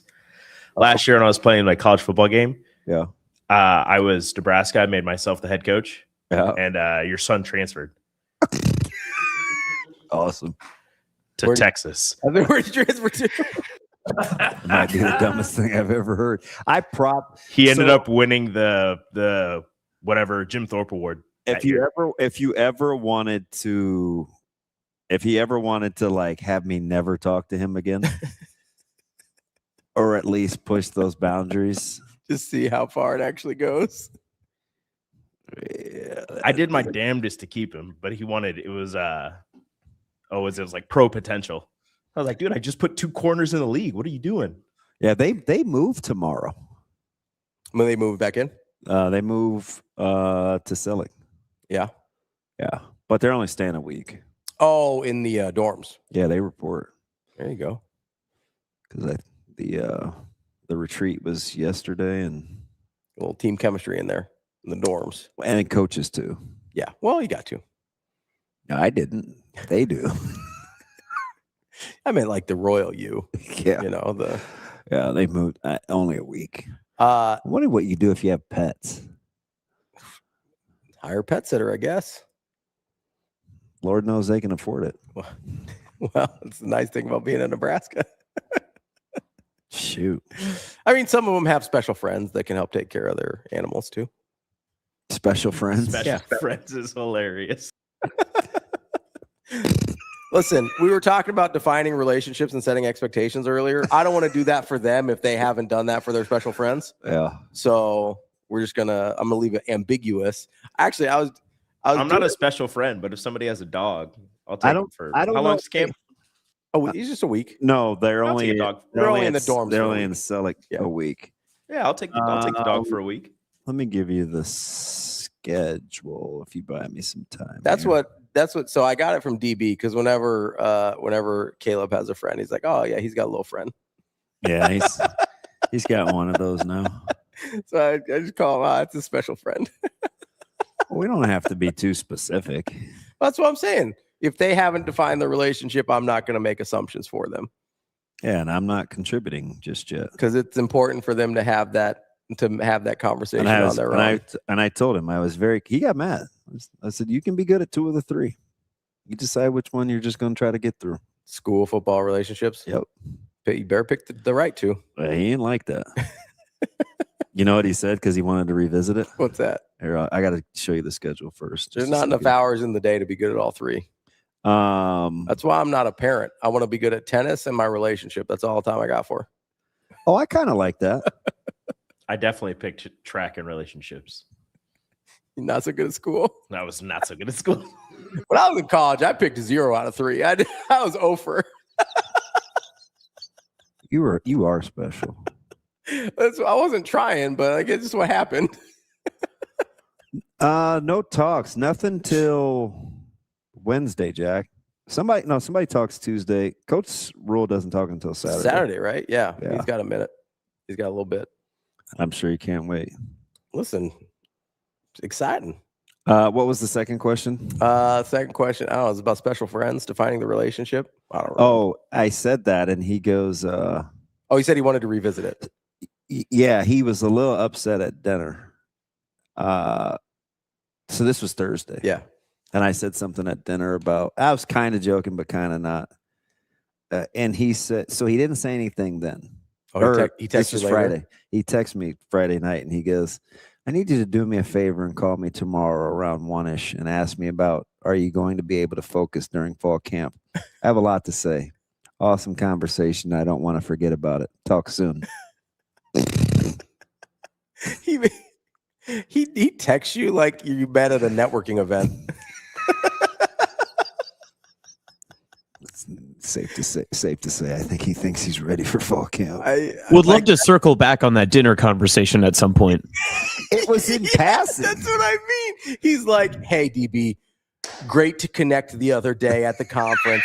Let's circle back on our discussion and see if we can make That's how he talks. And see if we can make some headway on a solution. Like that's what I mean. He texts his dad like he's met at a networking event. I tried to be slick and say it in passing as I was kind of like cooking. My back was to him. He was kind of at the table. And he was like, I'll be ready for camp. And didn't say anything. So it was awkward. Zoe's looking like, ooh. It's like when you make a joke and the person takes it like 100% seriously. And you're like, I mean, he's weird about that just because of what he tried to put himself through in the off season. Mm-hmm. So we talked. He'll be fine. I'm just saying. I know, hot, right? But that's how he talks. Valid he concern. Said Chat GPT. No, he does. He talks like he talks like he's networking with his dad. Whew. You got to circle back. You know? Oh, this is something I actually agree with. What's that? It's posted. Luke Lindemeyer, married, Big Ten distinguished scholar, and if freed by the coaching staff, has the talent to be all Big Ten tight end and possibly up for All-American honors on the field. Yeah, Coach Rule said that. He said he's going to be up for an All-American. That's 100% accurate. Yeah, I think that's true. It's the first time I can, and I don't want to slight anybody, so I could just be misremembering. Mm-hmm. But when do you remember 3 guys going to media days that you knew were going to play on Sundays? Oh, that's a good question. Because I didn't say this out loud because I wasn't trying to be all dramatic. I think I asked Avery maybe, and it was just in passing. We were walking in the, and not just like, and guys you think will be drafted. Yeah, I don't have to squint. Yeah, I think that's a good question. I'd have to see a list. All 3. I'd have to see a list because it's just Marshall, nice when your representatives, Lindemeyer, are that way. Here's the other. I think because you'd like to combo it. Yeah, I think that something that is important here is, and then we can take a quick break before we get to Ryan. Something that's important here is It is immensely, immensely helpful. That's my baby. Oh, my bad. It is immensely. You gotta sit on them sometimes. You do this too sometimes. It is immensely helpful. Wow, just keeping Hold track. on. It is immensely helpful. Really? When your best leaders are also your best players. Yeah. Enormously helpful. I didn't even do this one on purpose. That was an accident. The rest of them may have been. The last one wasn't even you. It's fine. I hate everybody. Throw the bones. Let's take a quick break. We'll be right back with Ryan Clark from the Oregonian to talk a little Oregon football. That's DB. I'm Ravi Lulla. It's Hurrdat Sports Live.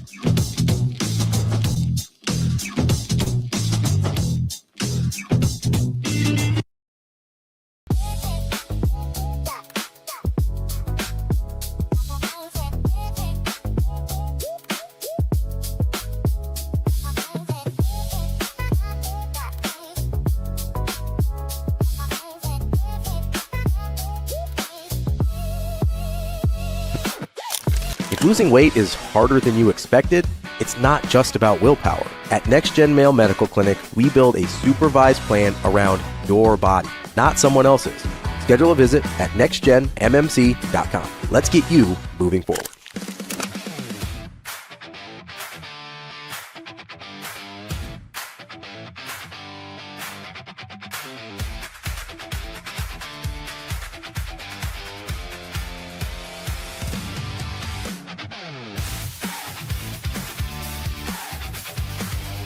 Feels like a tireless job right now. What motivates you personally to push Omaha forward to the highest level every day?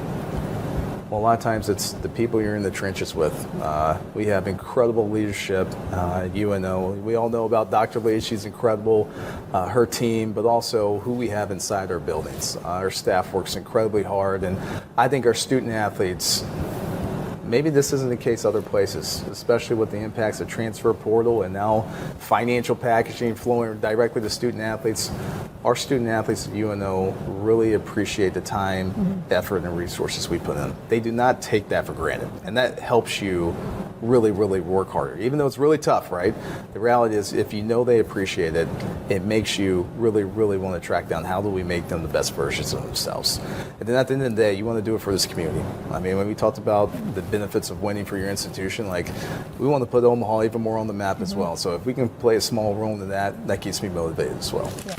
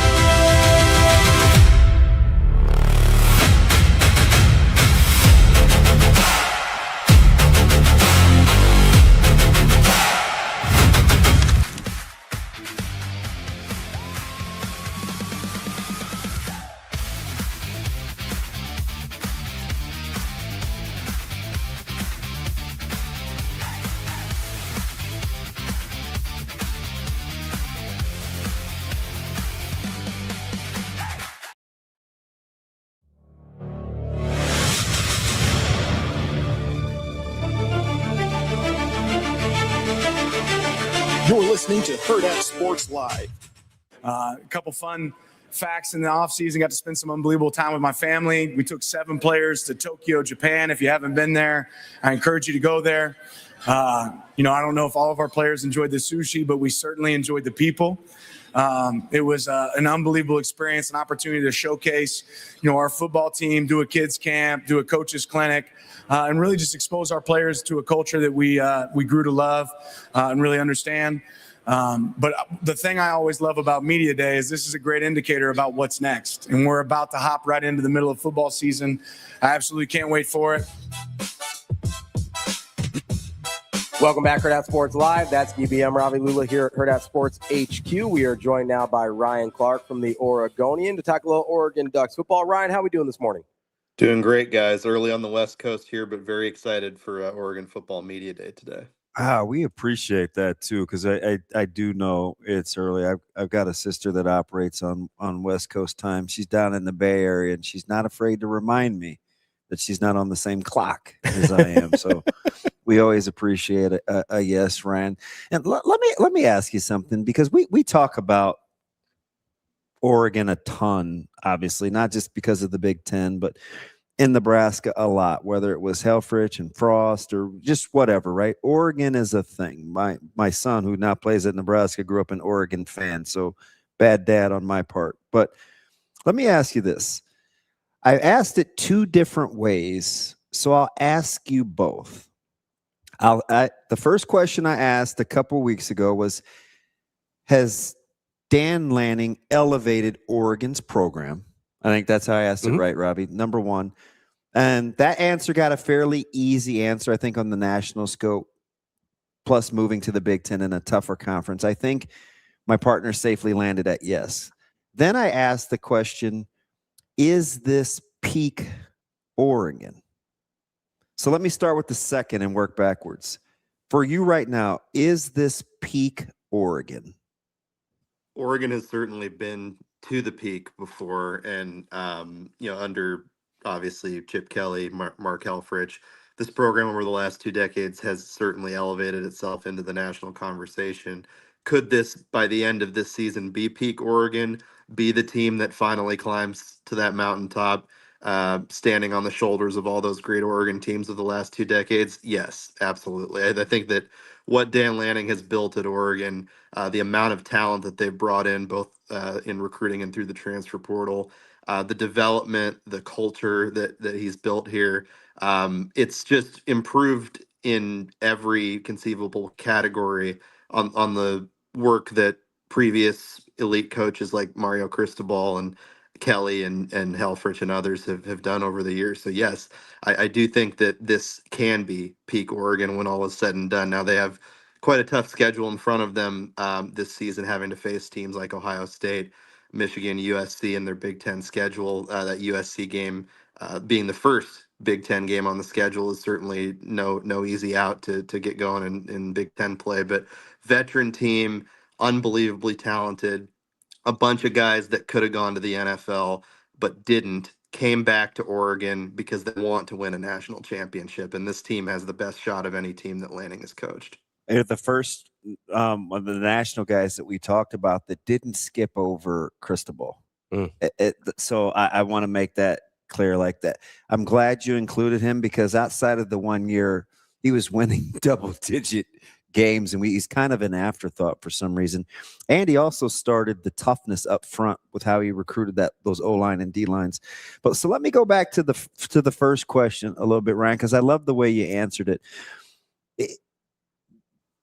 When you look at the accomplishments of what has to happen for this to continue to be peak Oregon, does it involve raising a trophy? Do those two things does it have to happen together this year?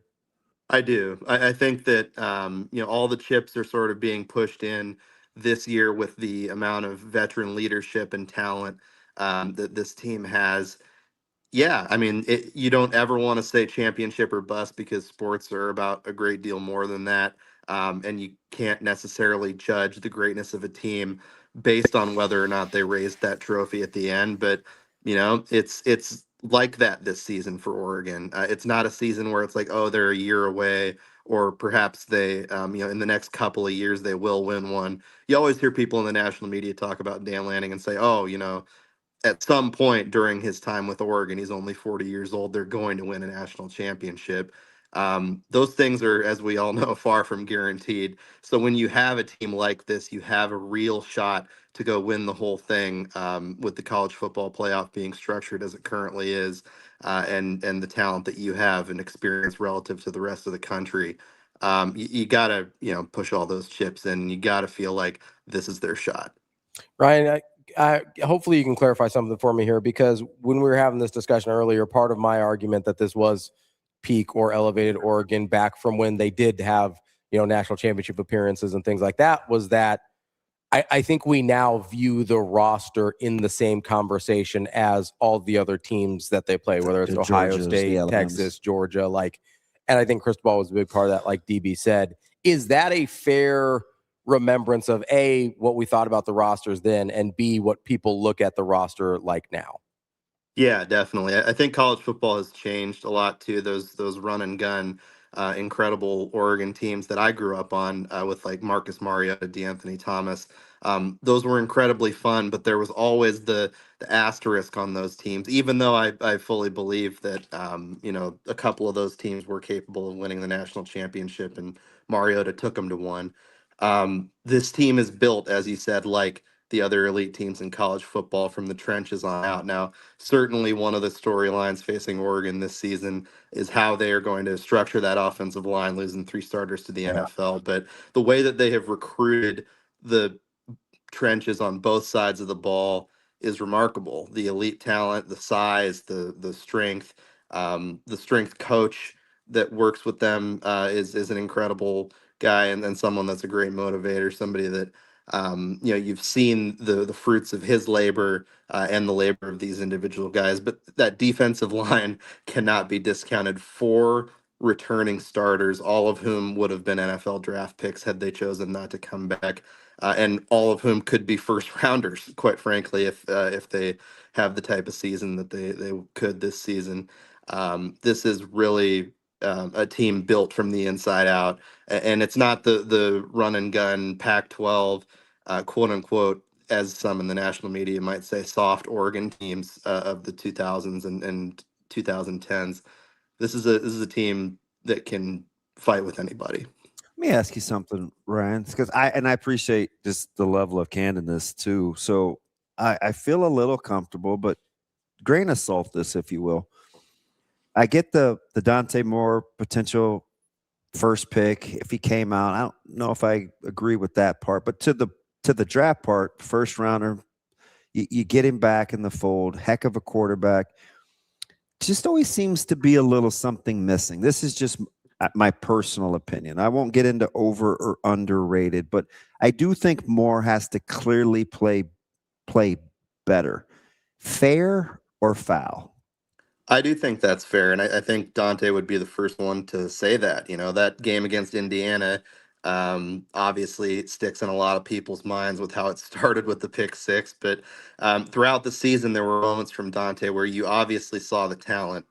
He can place the ball anywhere, incredibly intelligent and savvy quarterback, but there were down moments and moments of questioning, is he living up to that billing of the next quote unquote great Oregon quarterback? Because Oregon's been so lucky and done a great job recruiting these players, but having guys like Bo Nix, Dylan Gabriel over the last couple of years that have been among the best quarterbacks in the country.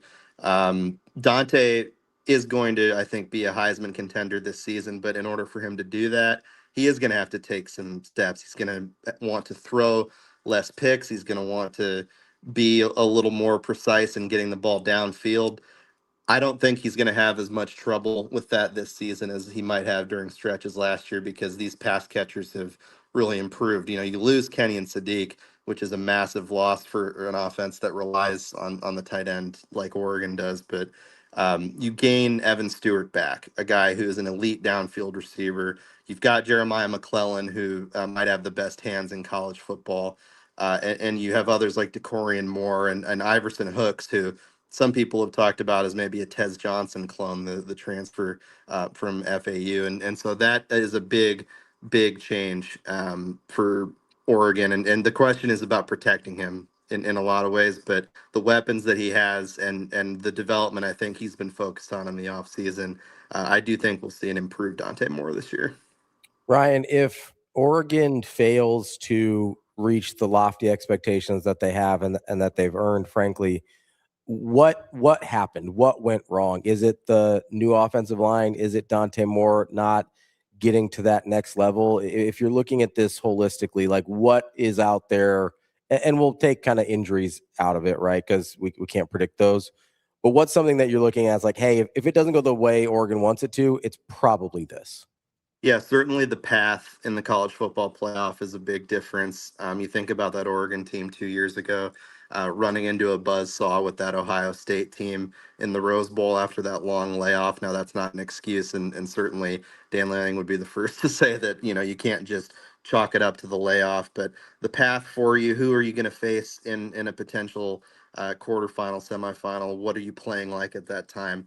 All that factors in. But the biggest thing for me on both sides of the ball is going to be how do you replace two coordinators? How do these two guys come in and step into these roles that Tosh Lupoy and Will Stein were so successful in over the last couple of years?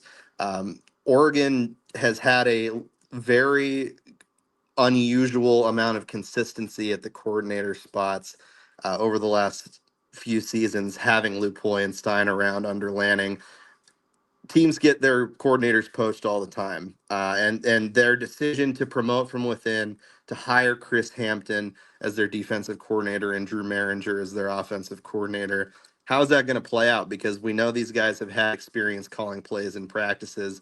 We know these guys, played a key role in games in terms of calling plays and assisting Will Stein and Tosh Lupoy. But how are Hampton and Maringer going to step into those roles and get Oregon to the point where they don't get blown out once they run into the eventual national champion in the college football playoff? Because that's been how the seasons have ended the last 2 years, is they've frankly been outcoached by great teams with great staffs. And Oregon believes in its staff, certainly, but having two first-year coordinators, even if they have experience at other places, is something I've got an eye on. Let me ask you something, Ryan. I get the Big Ten talk, but something interesting. I always look at kind of early season intrigues, and I know Boise has to come there, but playoffs 2 years ago, they 9-5 last year, heavily penalized team, not super disciplined. But the triumvirate, head coach, court, OC, DC, come back. They've got 19 portal additions.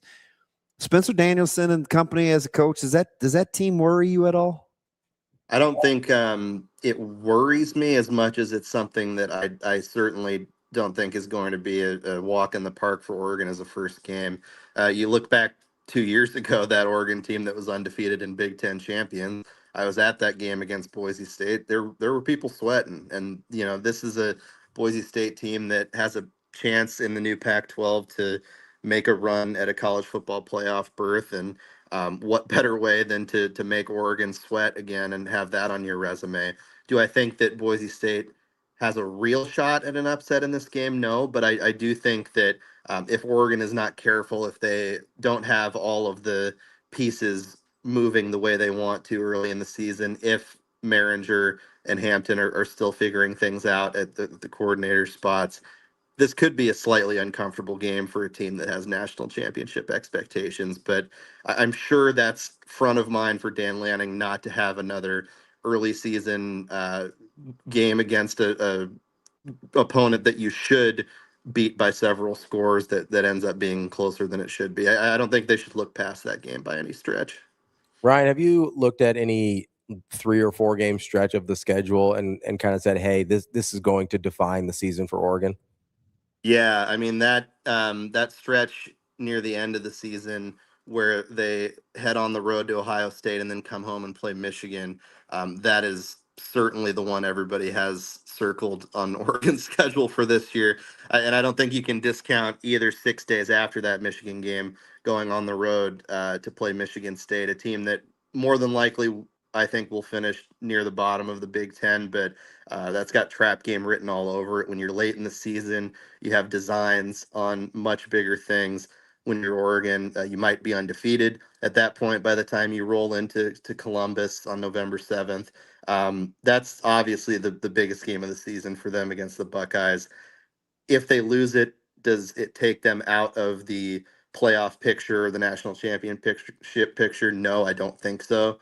especially if they've won all their games to that point and finished strong after that. But certainly facing two of the Big Ten's all-time powers back-to-back weeks in November, you're beat up. You're looking ahead to the playoff and potentially the Big Ten championship game. That's the one with the big red circle around it. Ryan, let me ask you something.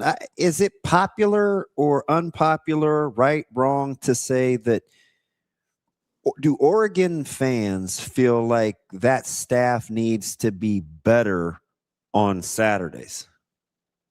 I think that Oregon fans can, and given the emotion of how the last couple of years have gone, understandably so, be prisoners of the moment at times and focus on, hey, the way that we played in this game is an overarching grand sign of our failures in X category. I saw obviously a lot of pointing at Will Stein, pointing at Tosh Lupoy at different points over the last two seasons. I think Lupoy got it after the Ohio State game, and Stein maybe more so after the Indiana game last year. Yeah.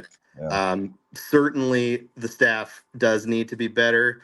I think that this last season, you can't discount the fact that both of those guys, being Lupoy and Stein, were essentially doing two jobs at the same time. Yeah, they're both head coaches.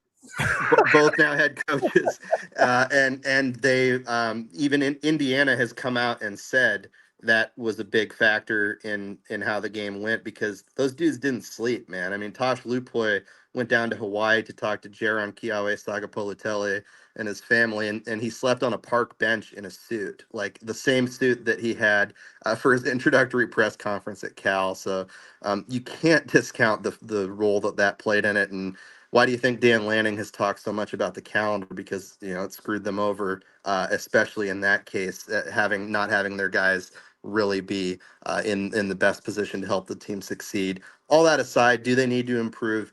Yes. Do they need more out of Drew Maringer and the others on the staff this year on offense in terms of the quality of play calling? Yes. Do they need Chris Hampton to continue doing what he's done such a great job with the DBs and take that into the holistic look at the defense? Absolutely. I just got to give you a hat tip on that pronunciation. That was flawless. I mean, it was just that was nailed. I mean, that just right out. I was very. And the only reason I know it is because occasionally I have to get behind the mic on game days, and so I always just practice difficult names. And yeah, Sangapolitelli. That one's a mouthful. That's fantastic, RC. Let me stay with this a little bit. With Moore's experience, right, and sitting a year, are you willing to give a little more grace on the transition of a new OC just because of his overall maturity within the program, or is it something that we need to be keeping a close eye on?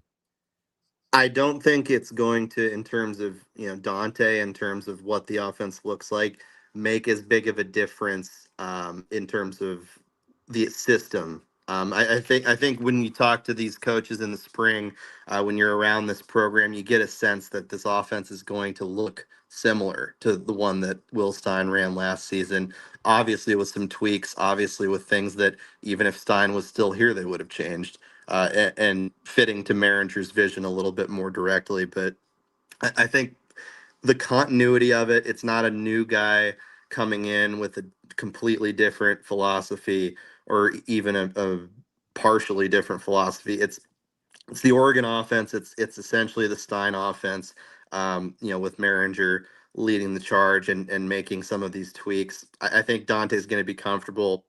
I think he's going to not have, I think, as many of the growing pains. You got to remember, last year was his first year as a starter in Oregon.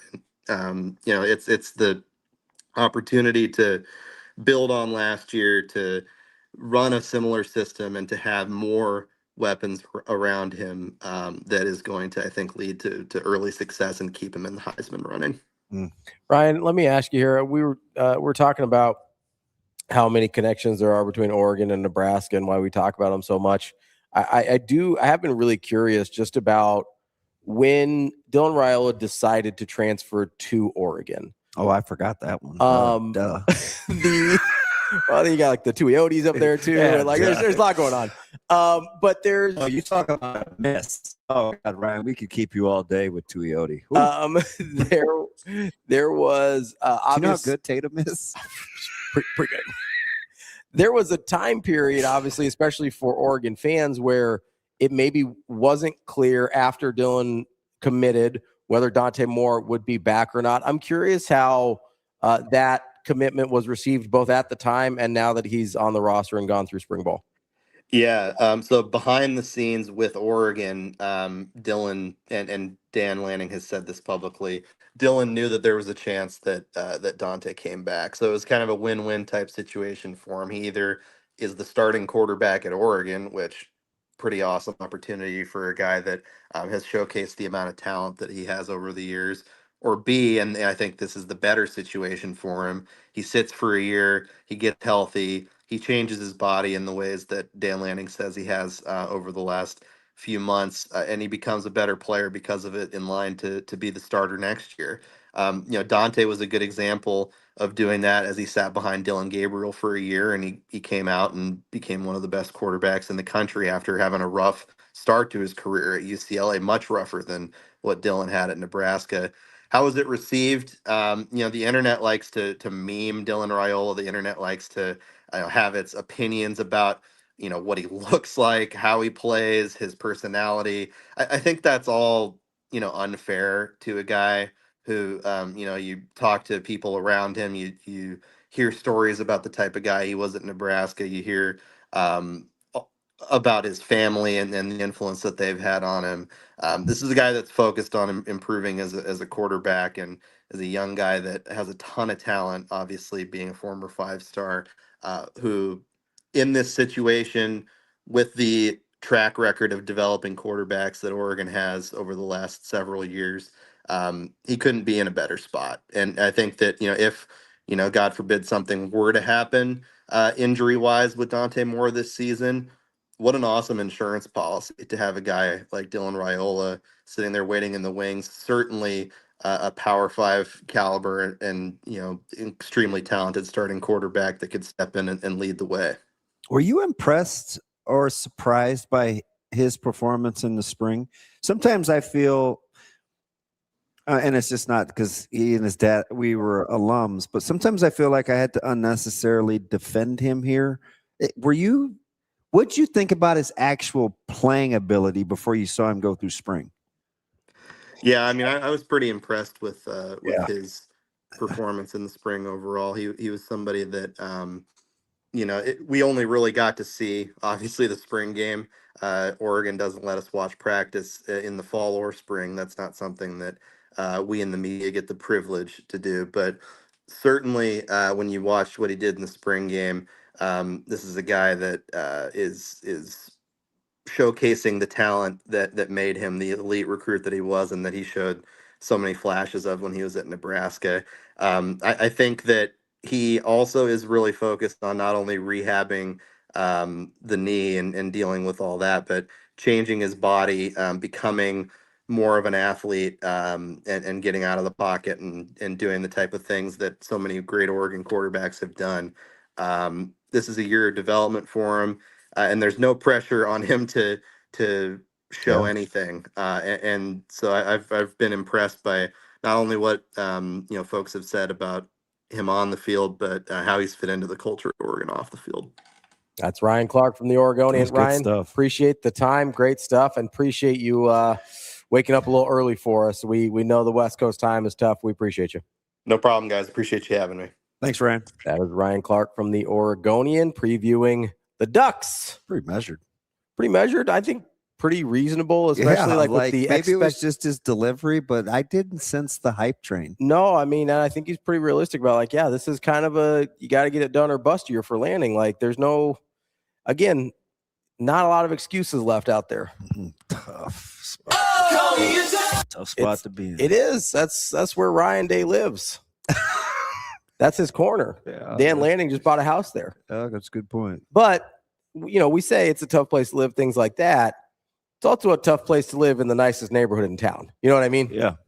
You'd It's rather be nice little cul-de-sac. You'd rather be there than in a Section 8. You know what I mean? There's differences. Well, each represents their own benefits, I think. I'll take my chances with the McMansion and figure out what's going on there and worry about my utility bill versus, listen, more money, more problems, but they're better problems to have. I might get better food though in that Section 8 part of town. Well, I'm not saying you can't take some trips. You can still drive. Your car still works. Oh shoot! It's first world problems, right? Yeah. We got the best roster. We got all these expectations. We got a first round quarterback. Right? Those are the problems you want to have. It's better than people picking apart the fact that you said you didn't come here to be 7-6, or to be like, well, did special teams win games last year? Did they not win games last year? There's a different. It's just a different conversation. I gotta go check out my man Ben and see what he's talking about on social media. We landed okay. We were fine. I gotta look at the tweet history though.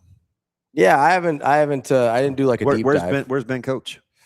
I don't think it's in state here. I don't. Oh, okay. If I recall, I'm not sure off the top of my head, but I don't believe it's might in sound state. like a guy I need to chop it up with. I know you love coaches. I do actually. Yeah, I do. So do I. Coaches are fun to talk to. That's why I love Coach Freund.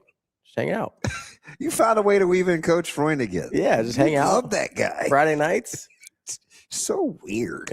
Just hang out. Well, I can't hang out with. I wouldn't even describe him as like Coach Ben's in Kansas. Personable. That's what I thought. Yeah. Thank you. I think he's real personable. Maybe it's because he likes you. I got to pull teeth. Well, might say more about me. Nobody actually likes Ravi. They just tolerate Ravi. Wow. Keep on tolerating. It's fine. Rico is something else. Man, that was off the top rope. I mean, he's also full of shit. Nice. He goes out of his way to talk and hang out with me. I heard the S word. I mean, I heard the S word. I mean, I'm jealous. I can't even get to the top rope and do anything like that. That's a height issue, though. Might be courage too. my eyes are brown. Shane, you poop your pants? My eyes aren't brown. I ain't Rico. Shane's eyes may not be brown, but his ceiling is. You get that thing fixed? That's tough. I've never. That sounds like a damn white thing to say. You Austin. don't have to even answer that, Shane. That's wow. They waited till the last 2 minutes to just shank Jimmy him. Superfly snooker off this thing. Yeah. Why the hell is everybody sticking up for Robbie right now? I mean, detracting. Let's just pick on Shane instead. We know who the dick is. Wow. Whoa. You said it earlier. Whoa. You said it earlier. This whole thing escalated in like really the last quickly. millisecond. No, Shane, that's Damon's deck. That's what he was saying. You completed the quad. He got all 4 people. That's cute. I was just talking about. I wasn't even saying anything, and somehow I get dragged into That's this. the problem. You gotta be proactive. You can't just be passive. You'll take a strike. My hands. Damon, I didn't say the thing earlier, so you should be proud of me. I didn't take any shots at you. Kid Rico goes. God, you kind of got killed on Friday, didn't you? It's out of nowhere. Yeah, it's fine. I wear it. Got away from me. I was just talking about how I like hanging out with Coach Freund. You're the one that made it a thing. And then these yahoos get loose. Well, you gotta watch out for them. You gotta Just be taking careful. a couple shots to the ball bag. You should have ran what that was interview the up word to you used? Ball bag. Yeah. Swiped in his ball bag. you should have ran that interview up to the top. I know. You just need to go ahead and play the music No, it's fine. It's fine. It's before fine. we have to say something bad to Austin. I mean, all the other coaches I like talking to are busy on Friday nights. They're working, so I gotta find guys that aren't actively coaching. I can't talk to BK while I'm at Miller North games. He's doing stuff. That's your other man crush. It's my guy. Me and BK are boys. I've heard. Weirdo. He's a Miller North guy now. You gotta represent. Shane. You can hit the music, Shane. Found a way to weave in some more Miller North references. Always. Roll Stangs, baby. Beer, beer, beer, beer, beer. Rico, do it. Do it, Rico. That's an Austin thing. Do it, Rico. No, do your thing. Margarita. Sound like it had a mouthful of ball bag there. I wouldn't have exactly called that masculine, but sure. Wow. That's the show for today. That's DB. I'm Ravi. Lulla. We'll be back tomorrow. More Hurrdat Sports Live. See you. Have a good day. Love you.